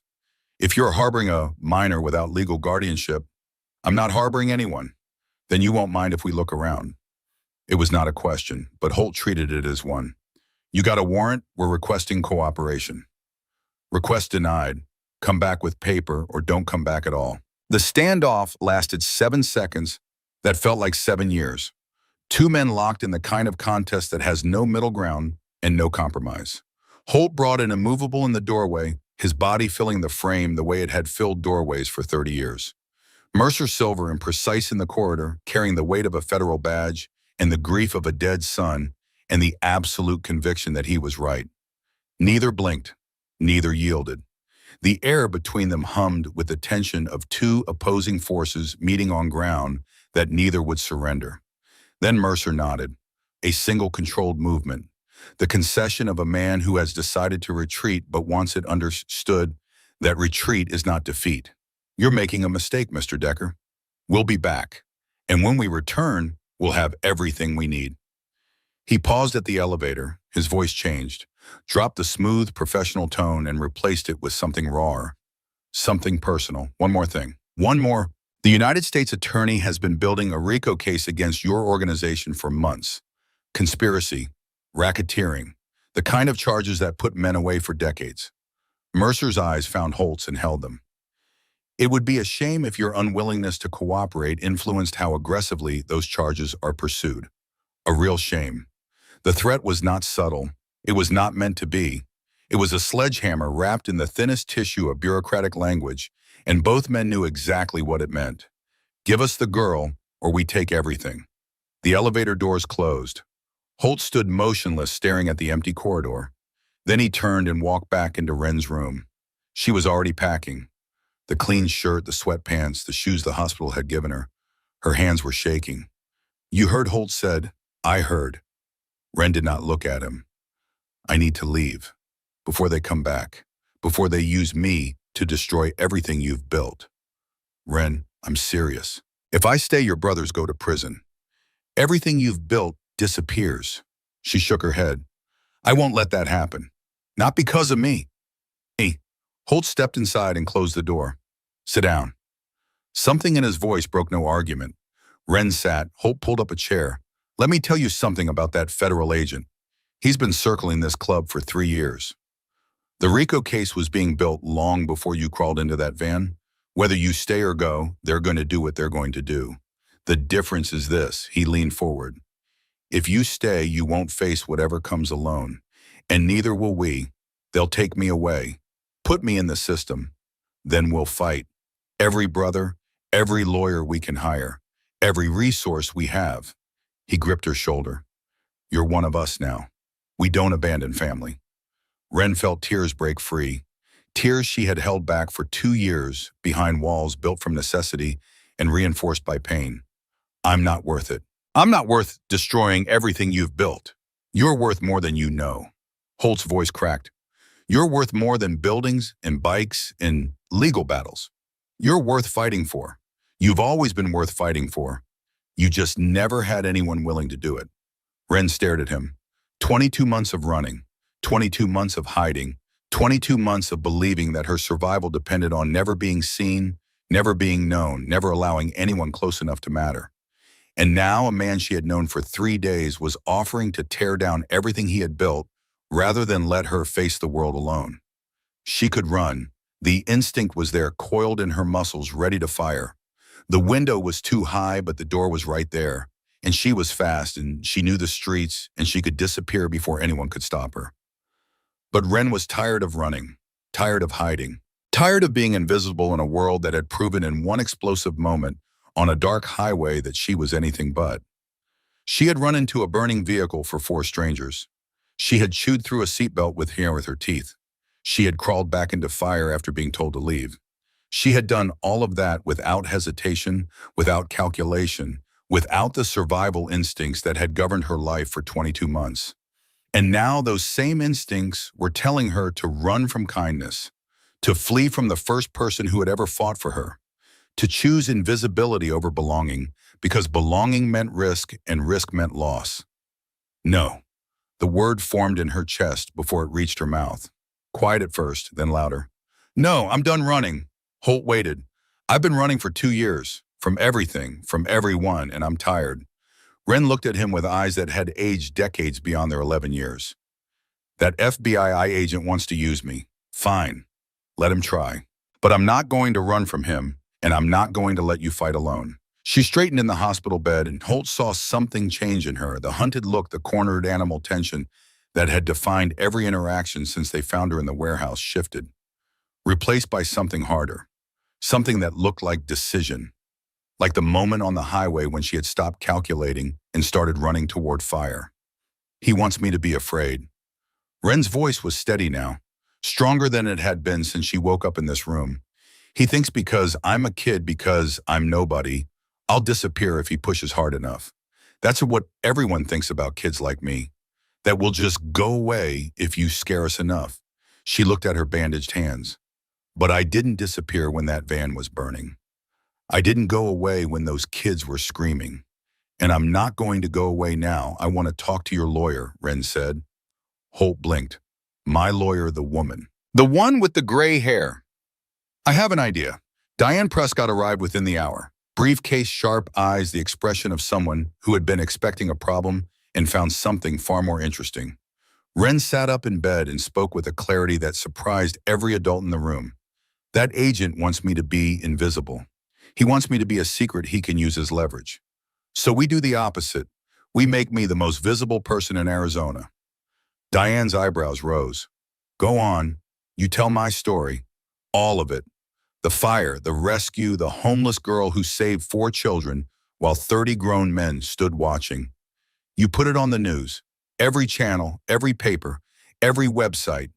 You make me so famous that the federal government can't touch me without looking like they're attacking a child who risked her life to save other children. Wren paused, her eyes brown and serious and far too old for her face moved between the two adults. He thinks I'm a pawn. Something small he can move it around a board to get what he wants. She shook her head slowly. I'm not a pawn. I'm the story.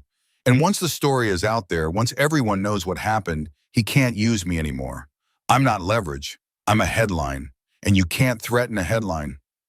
The room was silent for a long moment. Diane looked at Holt. Holt looked at Wren. Wren looked at both of them with the steady gaze of someone who had survived things that would have broken most adults and had come out the other side with an understanding of power that no 11-year-old should possess. She understood because she had lived in the spaces between power. She had been the thing that powerful people step over without seeing. And she knew with the certainty of someone who has been invisible exactly what visibility was worth. She's right, Diane said quietly. She turned to Holt with something that might have been admiration. Your girl just designed a better legal strategy than anything I had. The campaign began that evening. Diane contacted the Arizona Republic reporter who had been scheduled to cover the camping trip. The story had changed. It had become something larger, something that touched every nerve in the American consciousness. A homeless child, a burning vehicle, 4 lives saved by the smallest person at the scene. A motorcycle club that tore a city apart searching for one girl. The reporter, a veteran named Patricia Callahan, who had covered Arizona politics for 20 years and thought she had lost the capacity for surprise, listened to the story and asked Diane to repeat it. Then she asked to meet Wren. The interview lasted 2 hours. Wren spoke quietly but without hesitation. She told Callahan about the fire at the shelter, about her father's note, about 22 months of sleeping under bridges and eating from dumpsters, and learning that the worst thing you could do in America was ask for help. Callahan, who had 2 daughters of her own and had not cried during an interview since her first year in journalism, excused herself twice to compose herself in the hallway. The headline ran on September 3rd. Barefoot hero, homeless girl saves 4 children from burning wreck. The photograph showed Wren standing between Holt and Cassidy Burns, still visible on her arms, eyes looking directly into the camera with an expression that was both vulnerable and fierce. The expression of someone who had nothing left to lose and had discovered in that freedom a courage that people with everything could not match. By noon, every major outlet in the state had picked it up. By evening, it was national. CNN ran a 3-minute segment during prime time. Fox News followed, emphasizing community organizations stepping up where government had failed. The internet exploded. Hashtag barefoot hero. Hashtag Wren Calloway. People who had never met her posted messages of support, shared the article, demanded to know how they could help. Within 72 hours, Wren Calloway had become the most famous child in America. And Agent Nathan Mercer had a problem. He sat in his Phoenix office staring at a television, showing yet another anchor praising the courage of a homeless girl and the motorcycle club that had taken her in. His coffee had gone cold. His strategy had crumbled. The RACO case is suspended indefinitely, the assistant director told him through the speakerphone.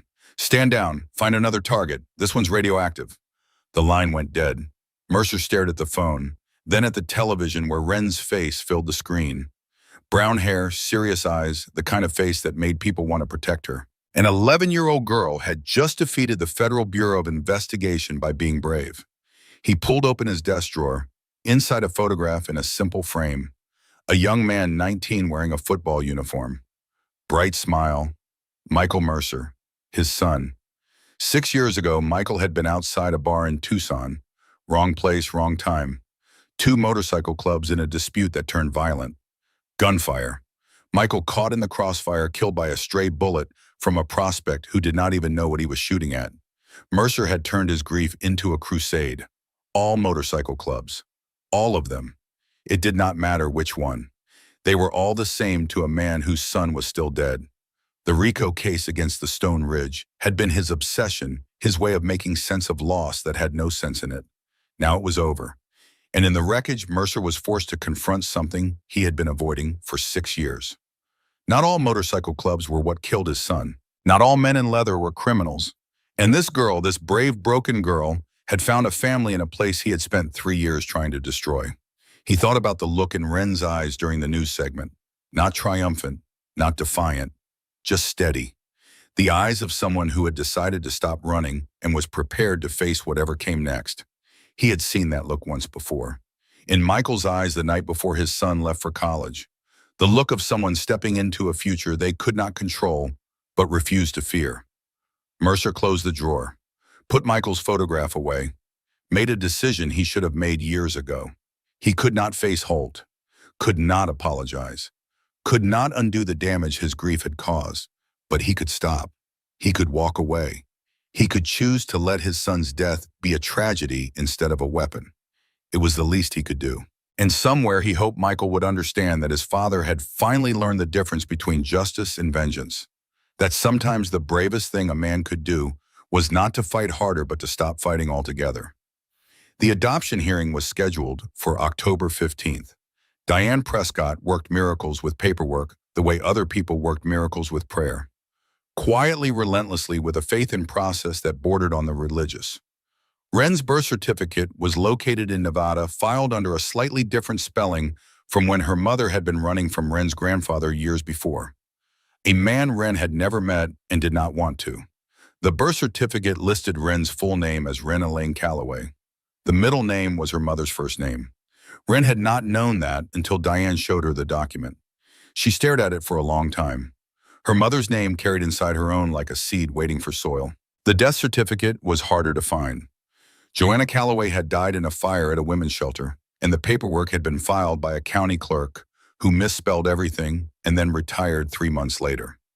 Diane tracked the original through 4 offices across 2 states, making phone calls with the patient ferocity of someone who understood that bureaucracy was not an obstacle, but a language, and she spoke it fluently.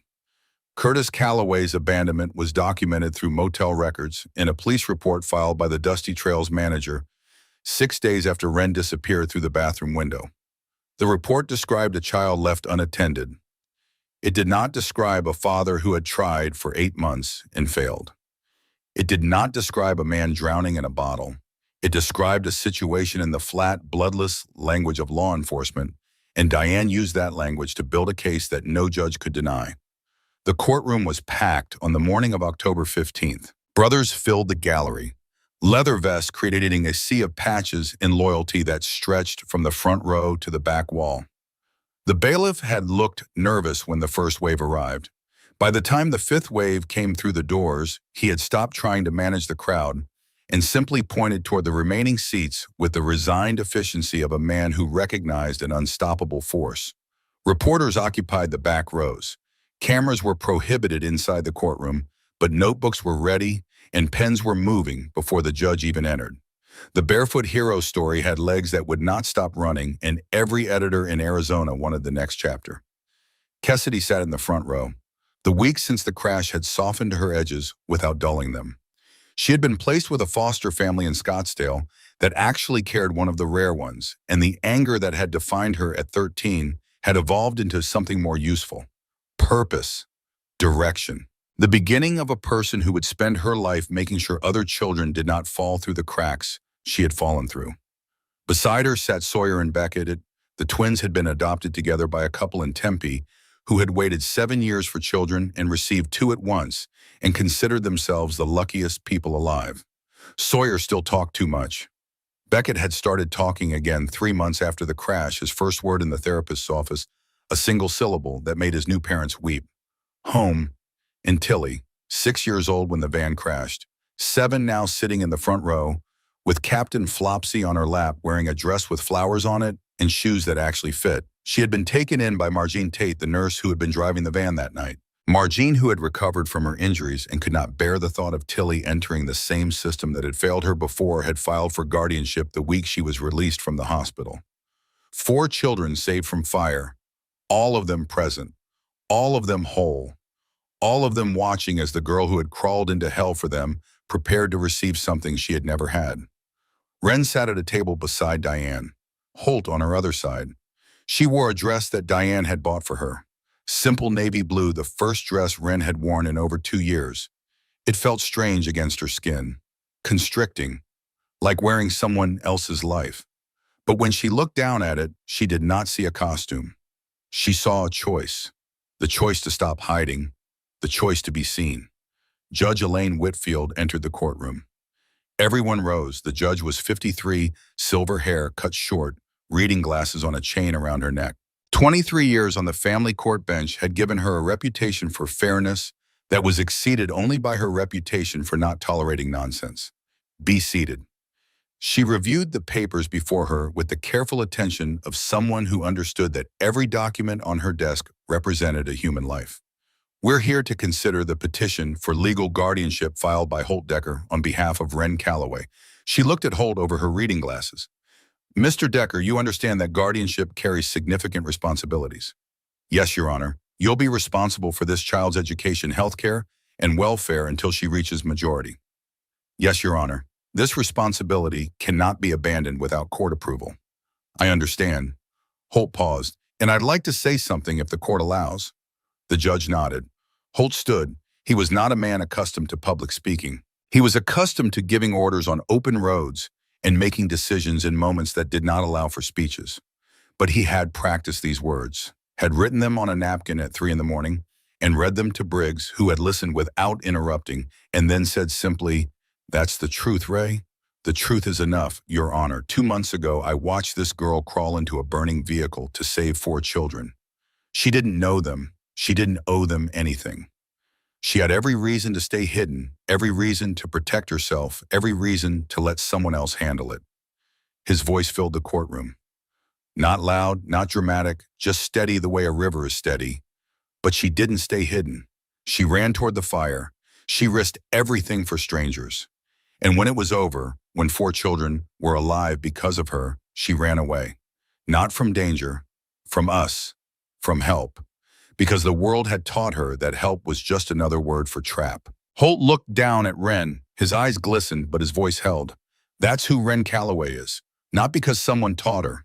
Not because she expected a reward, but because somewhere inside her, there's a light that refuses to go out no matter how hard the world tries to extinguish it. He turned back to the judge. I've made mistakes in my life. Done things I'm not proud of. I lost a daughter to the system because I wasn't good enough, and I've carried that failure every day since. But I've also built something.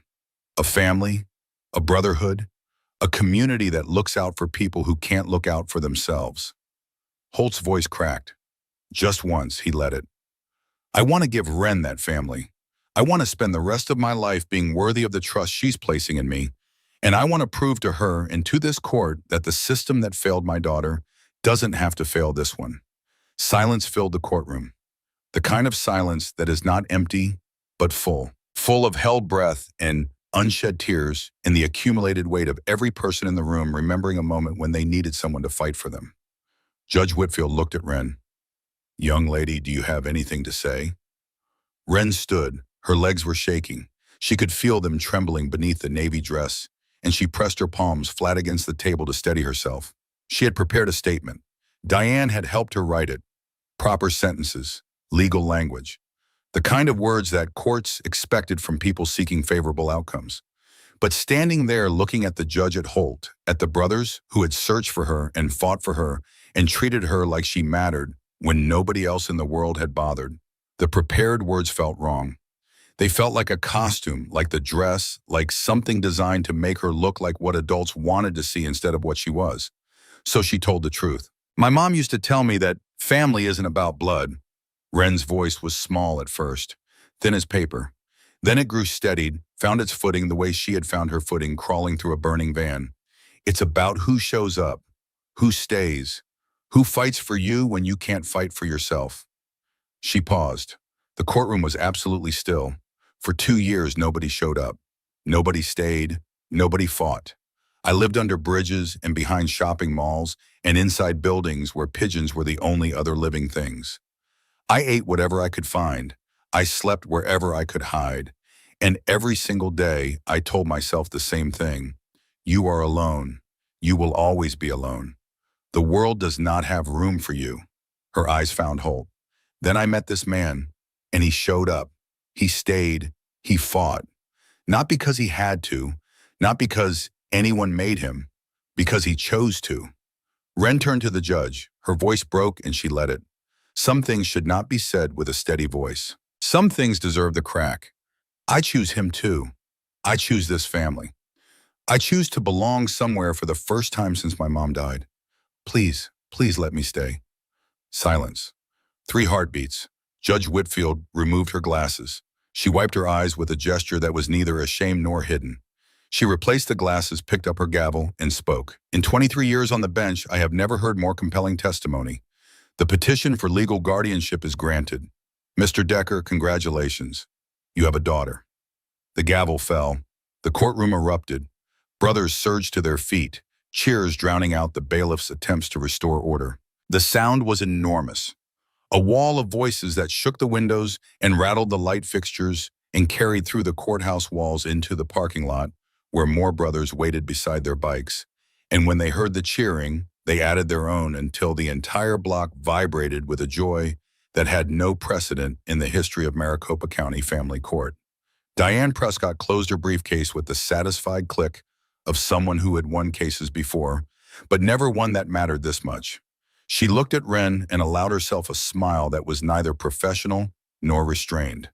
Cassidy threw her arms around Wren with a force that nearly knocked them both off their feet.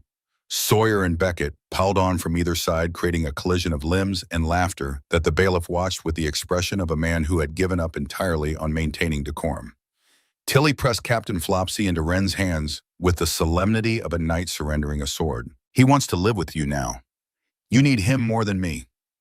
Wren looked down at the one-eyed rabbit, the stitched ear, the matted fur that had been through a van crash and an explosion, and the hands of a 6-year-old who held on tight because holding on was all she knew how to do.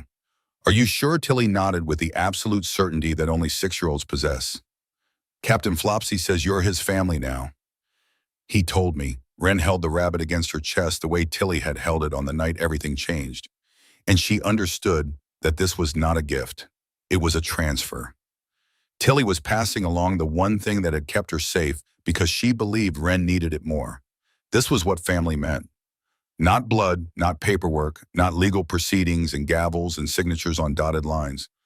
Family was a 6-year-old girl giving away her most precious possession because she trusted someone enough to let go. And Holt, the president of the Stone Ridge Motorcycle Club, who had ridden through storms and faced down federal agents and buried brothers and lost a daughter and spent 30 years building a life from the raw materials of loyalty and grit, gathered Wren into his arms and wept.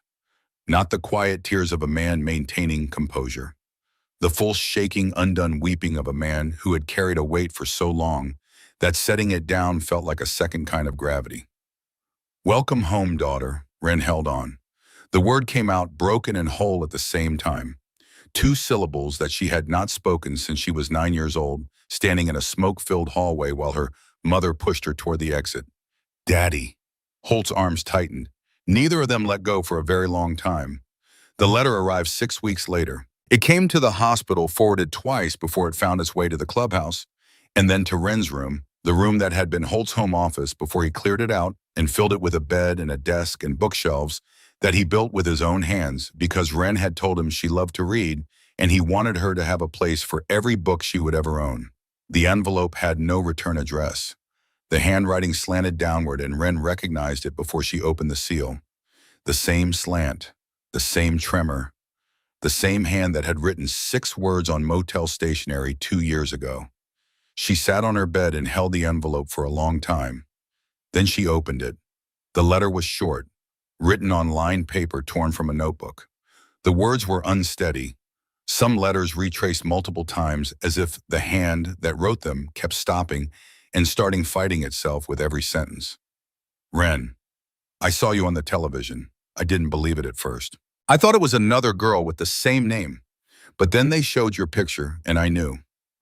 I knew because you have your mother's eyes and your mother's courage and everything good about you came from her. I don't deserve to write this letter. I know that. I left you in a motel room with $20 and a note because I was too weak to stay and too broken to help. I told myself I was protecting you, that you would be better off without a father who couldn't stop drinking, that leaving was the kindest thing I could do. That was a lie. The kindest thing would have been to stay and fight, to get help, to be the father you deserved instead of the one I was. I'm not writing to ask for forgiveness. I haven't earned it. I'm writing because I want you to know something I should have told you every day for the past 2 years. I didn't leave because I didn't love you. I left because I was afraid that my failure would kill you, that watching me destroy myself would destroy you too. I was wrong. You are stronger than anything I could have done to you, stronger than fire, stronger than everything. I'm sorry, Ren, for all of it. Your father. Ren read the letter 3 times. Then she folded it carefully the way she folded important things. She did not cry. She had done her crying. What she felt now was something different, something quieter. Not forgiveness, not yet. Forgiveness was a country she could see on the horizon but had not reached. What she felt was understanding. The recognition that her father had been drowning, and that drowning people sometimes push away the ones they love most because the alternative is pulling them under. She placed the letter on her nightstand beside the locket and the note. 3 objects from 2 parents. A photograph of love before it broke. A confession of surrender. And now an explanation that was not an excuse but was perhaps a beginning. She did not write back. She was not ready. Maybe she would never be ready. Or maybe someday, on some ordinary afternoon when the light was right and her heart was steady, she would sit down and write 2 words on a piece of paper and mail them to an address she did not have. I'm okay, not I forgive you, not I understand. Just I'm okay. Because that was what Curtis Calloway needed to hear more than anything else. That his failure had not destroyed her. That the $20 bill in the bathroom window and the 22 months of bridges and dumpsters had not been the end of the story. That his daughter had survived, had thrived, had become something that neither of her parents could have imagined. But that letter would come later, or it would not come at all. And either way, Ren would be all right, because she had learned something in the years since that motel room. She had learned that forgiveness was not a debt you owed to the person who hurt you. It was a door you opened for yourself when you were ready to let the weight pass through. She kept the letter, and keeping it was its own kind of answer. 5 years later, Ren Calloway Decker stood in the parking lot of the Phoenix Fire Academy on a morning in June 2018. The Arizona sun was already brutal at 8 o'clock. Her dress uniform was crisp and uncomfortable and absolutely perfect. She was 16 years old, 5 feet 10 inches tall, nothing like the barefoot skeleton who had crawled into a burning minivan 5 summers ago. Today she was graduating from the junior firefighter program, a 2-year course preparing young people for careers in emergency services. Ren had finished first in her class. The irony was not lost on her. A girl who had lost her mother to fire. A girl who had nearly died in fire herself. A girl who still woke sometimes in darkness, smelling smoke that was not there, feeling heat that existed only in memory.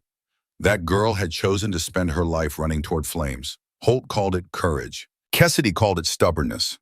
Ren called it simple. She never wanted another child to feel what she had felt.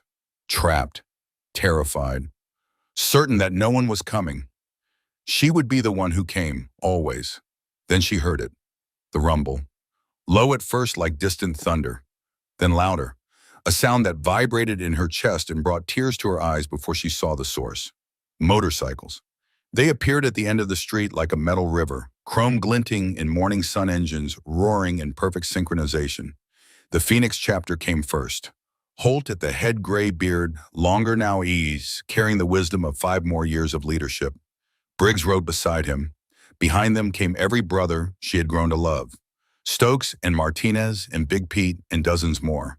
But they were not alone. Tucson had sent 30 riders. Flagstaff sent 25. Chapters from across Arizona and beyond. New Mexico, Nevada, California, Colorado.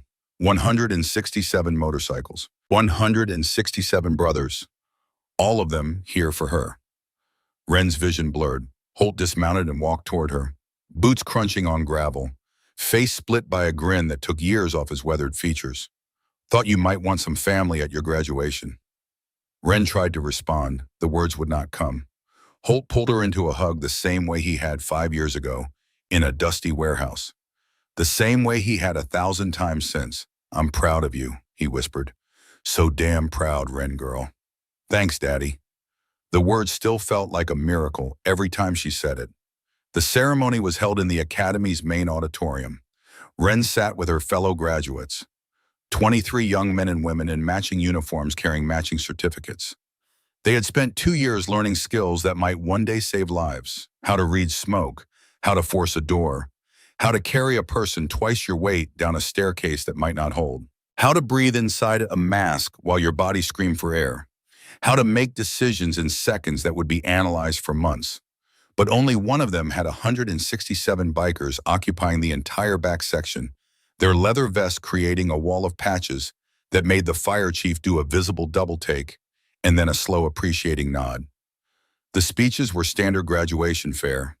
Dreams and futures, hard work and dedication, the sacred responsibility of running toward danger while others flee. Ren listened and felt each word settle into her like stones into stone. Water finding their place among the things she already knew. Then the chief called her name. Ren Calloway Decker, top of her class.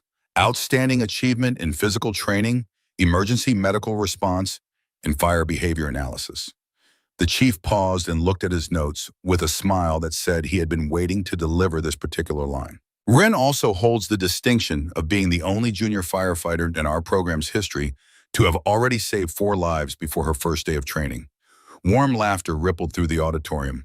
The Decker Award for Exceptional Courage is presented annually to the graduate who best exemplifies sacrifice, bravery, and service. This year, the selection was unanimous. Ren walked to the stage. The chief shook her hand. The auditorium erupted, but it was the sound from the back she heard most clearly. 167 voices raised in a cheer that shook the walls. She looked out at them, at Holt, tears streaming down his face, at Briggs pumping his fist, at Cassidy, now 18, sitting in the front row with Sawyer and Beckett and Tilly, the 4 children she had saved, who had become her siblings in every way that mattered. Ren leaned into the microphone. 5 years ago, I was invisible. The auditorium went silent. I lived under bridges and in abandoned buildings. I ate from dumpsters. I had no family, no future, no hope. Her voice steadied. Then I heard children screaming, and something happened that I still don't fully understand. I stopped being invisible. I stopped thinking about myself. I just moved. She paused. But here's what I've learned since. What happened on that highway wasn't special because of what I did. It was special because of what happened after. A man named Holt Decker decided a homeless girl was worth searching for. 100 brothers decided I was worth protecting. A family chose me when no one else would. She held up the plaque. This award has my name on it, but it belongs to everyone who showed up for me, everyone who stayed, everyone who fought. She looked directly at Holt. Thank you for teaching me that family isn't about blood. Thank you for proving that little girls who run toward fire deserve someone to run toward them. Thank you for every Sunday dinner and every phone call and every time you said, I'm proud of you, and meant it in a way I could feel in my bones. Her voice dropped to almost a whisper. And thank you, Mom. Wherever you are, I finally understand what you meant. She stepped back from the microphone. The applause was deafening, a sound that filled the auditorium like a physical force pressing against the walls and the ceiling and the hearts of everyone who heard it.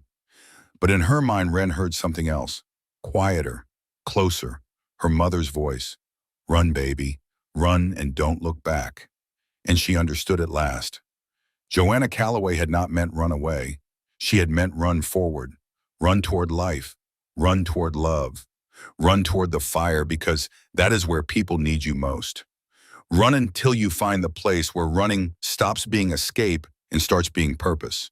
Run until the running itself becomes the thing that saves you. Ren had run. Through smoke and shadow and 22 months of darkness and 5 years of healing and a lifetime of learning that courage was not the absence of fear, but the stubborn, beautiful refusal to let fear make your choices for you. And she was still running. Toward the fire. Toward the people who needed her. Toward the life her mother had died to give her. That evening, Cassidy found Wren on the clubhouse roof looking at stars. Missing your party. Still not my party. The award literally has your name on it. Wren smiled. Okay, maybe a little bit my party. They sat in comfortable silence. The city spread below them. Phoenix, the place that had almost killed Wren. The place that had saved her. I got accepted, Cassidy said. Arizona State. Full scholarship. Social work program. Cassidy, that's amazing. Turns out surviving the foster system is useful experience for a career in child welfare. She smiled, but something bittersweet lived in the expression. Feels weird, though, leaving. Wren understood. The clubhouse had become home for both of them. The idea of stepping outside its protection felt like jumping off a cliff. You know what Dad told me when I was scared to start the program? What he said, the whole point of having a family is to give you the strength to leave them. Real love doesn't hold you back. It pushes you forward. Wren reached over and took Cassidy's hand. These people didn't save us so we could hide here forever. They saved us so we could go out and save others. When did you get so wise? Must be the company I keep. Below them, Holt appeared in the parking lot. He looked up, spotted them, raised his hand in a wave. Wren waved back. No hesitation, no calculation, no measuring whether it was safe to be seen. Invisible girls don't wave. But Wren Decker was not invisible anymore. The program started 6 months after the adoption. Holt and Wren designed it together at the kitchen table, sketching ideas on napkins, the way Holt sketched everything in broad strokes that left room for details to fill themselves in. Phoenix Rising, a partnership between the motorcycle club and the state foster care system. Mentorship and support for children aging out with nowhere to go. The same children who became homeless at 18. The same children who filled underpasses and abandoned buildings. The same children Wren had been. The name was Wren's idea. Phoenix. The city that had almost killed her. The mythical bird that burned and was reborn from its own ashes. The word that meant both the place and the process. Destruction and renewal. Death and resurrection. The end of one story and the beginning of another. It started small. 3 kids in the first year, 7 in the second, 12 in the third, each one matched with a brother or a brother's family who provided what the system could not. Stability, patience. The simple, radical act of showing up every single day and proving that adults could be trusted, that promises could be kept. That family was not a word on a form, but a verb, an action, a choice made fresh each morning. Some of the kids thrived immediately. Others fought it, pushed back against every kindness with the suspicion of people who had been burned before and expected to be burned again. Wren understood them better than anyone. She sat with the difficult ones, the ones who broke things and stole things and said terrible things to the people trying to help them. She sat with them and said nothing for as long as it took. And eventually, when they were ready, she told them her story. The bridge, the fire, the running, the stopping. You don't have to trust anyone today, she would say. You just have to stay. By 2018, Phoenix Rising had helped 78 young people find housing, employment, and hope. The model spread. Tucson launched their version. Then Flagstaff. Then chapters in New Mexico and Nevada. Independent clubs who heard about the program and wanted to replicate it. Across the Southwest, motorcycle clubs, once viewed with suspicion, were becoming lifelines for forgotten children. All because one girl crawled into a burning van. All because one man refused to let that girl disappear. All because family was a choice and they had chosen each other. 10 years later, 2028, the newspaper clippings were framed on the wall of Fire Station 7 in downtown Phoenix. 3 articles spanning 15 years. Barefoot hero, homeless girl, saves 4 children from burning wreck. The photograph of an 11-year-old dirty and thin standing between a gray-bearded biker and a dark-haired teenager. Phoenix Rising program celebrates 200th graduate. Founder Wren Decker credits the family who chose me. Fire Captain Wren Decker, 26, receives Medal of Valor. The woman in the newest photograph was different from the girl in the first. Tall, strong, wearing a captain's uniform. But her eyes were the same.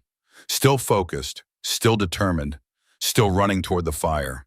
The call came in at 2:17 in the afternoon. Wren noted the time without thinking. 2:17. The same time the smoke alarm had screamed in the Riverside shelter 17 years ago. The same minute that had divided her life into before and after. She did not believe in coincidence, but she believed in patterns, and this one wrapped itself around her chest like a hand. Structure fire, East Side residential neighborhood. Possible child trapped inside. Second floor. Wren's crew moved with practiced efficiency. Hoses deployed, water on the flames, two firefighters breaching the front door. But Wren was already assessing, already calculating the way she had calculated every problem since she was old enough to understand that problems were the only constant in life. The stairs would be compromised, the heat intense, the structural integrity of the second floor questionable at best. Time was a currency being spent faster than it could be earned. A woman stood on the front lawn, held back by a neighbor, her eyes wild with the particular terror of a parent who has been separated from their child by something stronger than human will. My daughter, my baby, she's inside. Second floor. Please, please. Wren met the woman's eyes for 1 second, 1 second of contact that communicated everything words could not. I know, I understand, I'm going. Captain, one of her crew called. Witnesses say there's a girl, 7 years old. Second floor bedroom. Back of the house. Wren did not hesitate. I'm going in. Martinez, you're with me. They breached the door. Smoke thick as night. Heat like a furnace.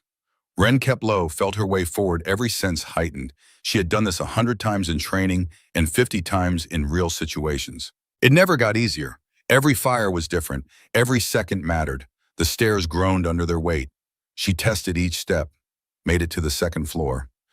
The hallway was an inferno. Flames on the walls, ceilings starting to collapse. Fire department, call out. A faint voice from behind a closed door. Help, please. Wren kicked the door open. Inside, a girl huddled under the bed. 7 years old. Blonde hair, blue eyes, clutching a stuffed animal. For a moment, just a moment, Wren was 11 years old again, crawling into an overturned van, reaching for a little girl named Tilly who held a rabbit and whispered, please. Hey, sweetheart. Wren knelt down. I'm Wren. I'm going to get you out of here. The girl looked at her with eyes too wide for her face. I'm scared. I know. Wren reached out her hand. I'm scared too. Every single time. You are. Being scared is okay. It means you're brave enough to keep going, even when you're afraid. The girl took her hand. Wren pulled her out from under the bed and picked her up. 60 pounds. So small, so fragile. She thought about her mother, about running toward the exit while fire consumed everything behind them, about a woman who gave her life so her daughter could live. Hold tight to me and your friend there. What's your friend's name, Mr. Patches? Wren smiled behind her mask. Mr. Patches is lucky to have you. She carried the girl through the hallway, Martinez clearing a path, through smoke and heat and flames that reached for them, down the stairs, through the first floor, out the front door into sunlight and air and life. The mother ran to her daughter, fell to her knees, pulled the child into her arms. The sound she made was not a word. It was something older than language. The sound of a person who has almost lost everything and gotten it back. Thank you, thank you, thank you. Wren watched them hold each other, mother and daughter, clinging with the desperate intensity of people who understood now how fragile everything was, how quickly fire could take it all away. And she heard it, not with her ears, somewhere deeper, her mother's voice, not the command from that terrible night, something different, something that sounded like pride. That's my girl. Wren smiled, turned back to her crew. There was still work to do, the fire to extinguish, the scene to secure. But for this moment, she allowed herself to feel what she had earned. That night, Holt sat on the clubhouse steps, same steps where he had sat with Wren 10 years ago, the night after the search ended and the real journey began. Same view of the parking lot, chrome and steel gleaming under streetlights. Same stars overhead, the same constellations that had watched them build something from nothing. But everything had changed. The man on the steps was older, the beard fully white now. The hands that had smothered flames on a child's back bore the permanent scars of that night, pink and smooth patches of skin that he touched, sometimes without realizing it the way a person touches a talisman. His phone rang. Hey, Daddy. The words still made his heart swell. Every single time, after 10 years, after 1,000 phone calls. The miracle of being called father by a person who had chosen you. Hey, Wren girl, how was your shift? Saved a little girl today, 7 years old, blonde hair, reminded me of Tilly. You okay? More than okay. I'm exactly where I'm supposed to be. A pause, the kind of pause that carries weight. The kind that exists between people who have said the important things so many times that saying them again is both unnecessary and essential. Daddy, yeah, thank you. For that night, for searching, for not giving up on me, for all of it. Holt closed his eyes. The stars burned behind his eyelids. Thank you for letting me find you. I love you, Daddy. I love you too, daughter. The line went quiet, not disconnected, just comfortable silence. The kind that exists between people who have earned each other's trust through years of showing up and staying and choosing each other when choosing was hard and continuing to choose when choosing was easy and never once, not for a single day, forgetting what it had cost to build this thing they shared. Wren hung up first. Holt sat there, phone in hand, looking at the stars, thinking about Ellery, the daughter he had lost to a system that judged him by his vest instead of his heart. Thinking about Wren, the daughter he had found in the ashes of someone else's catastrophe. Thinking about 200 young people that Phoenix Rising had helped find their way home. Thinking about the thousands more who would come year after year, drawn by the simple promise that someone would show up for them. All from one moment. One girl running toward fire. One man refusing to let her disappear. Briggs joined him on the steps. Old friends sitting together in the darkness, the way they had sat together in every kind of weather for 30 years. You good? Ray Holt nodded. That girl we pulled from the warehouse 15 years ago. Briggs waited. She's out there right now pulling other kids from fires, saving lives, making a difference. And someday one of those kids she saves will grow up and save someone else. And on and on. He looked at Briggs. We didn't just save one life that day. We started something that's going to keep going long after we're gone. Briggs grinned. Damn right we did. They sat in comfortable silence. Brotherhood, family, legacy, the things that mattered, the things that lasted. Inside her apartment that night, Wren turned off the light and lay down. The apartment was small, clean. Hers. Not the clubhouse, though she still went there every Sunday for dinner. Not the overpass or the warehouse or the motel room, where a 10-year-old girl had read a note and waited 3 days for a father who was never coming back. This was home, earned, chosen, built one day at a time from the materials of a life that had once seemed impossible. On the nightstand, 3 things: the locket, the note, the letter. She picked up the locket, opened it, looked at her mother's face, young, beautiful, full of hope for a future that would never come. I understand now, Mom, what you meant when you told me to run. She closed the locket, picked up the note, read her father's words one final time. Then she picked up the letter. The explanation that was not an excuse. The apology that could not undo what had been done, but could perhaps close the wound enough for scar tissue to form. I forgive you, Dad. She said it to the empty room, to the man who had tried and failed, to the man who had left because he believed his failure was contagious and his love was not enough. I forgive you, and I hope wherever you are you found peace. She placed all 3 objects together on the nightstand. The locket, the note, the letter. Past, present, and the fragile beginning of something that might someday become future. She closed her eyes, and for the first time in 15 years, Wren Calloway Decker fell asleep without fear, without nightmares, without the weight of wondering if anyone would come. Because someone had come. Someone had searched. Someone had fought. And in doing so, Holt Decker had not just saved one life. He had started a legacy that would outlive them both. Outside Phoenix slept under a blanket of stars. Somewhere a fire burned. Somewhere a child needed help. Somewhere someone was making the choice to run toward danger instead of away from it. And tomorrow Wren would be there, ready, willing, able, forever running toward the fire, forever proving that love was stronger than fear, forever showing the world that family was not something you were born into. It was something you chose, every single day. The station alarm rang at dawn. Wren Decker, fire captain, set down her coffee and headed for the truck. Another fire, another chance, another opportunity to honor the mother who had pushed her toward life and the father who had pulled her back from the edge, and the family who had proven that love was not a thing you were given. It was a thing you built. From ashes, from wreckage, from the raw, stubborn, beautiful refusal to let the fire win. Wren climbed into the truck. The engine roared to life. The sirens began their song, and once again she ran toward the flames. On the wall of Station 7, beside the framed newspaper clippings and the photographs in the Medal of Valor, a quote was written in Wren's own handwriting. Every firefighter who passed it knew the words by heart. Family isn't about blood. It's about who shows up, who stays, who runs toward the fire when everyone else runs away. Below it, added later in a shake your hand, 4 words written by a man with a white beard and tears in his eyes and a leather vest that still bore the scorch marks from the night he smothered the flames on his daughter's back. That's my girl.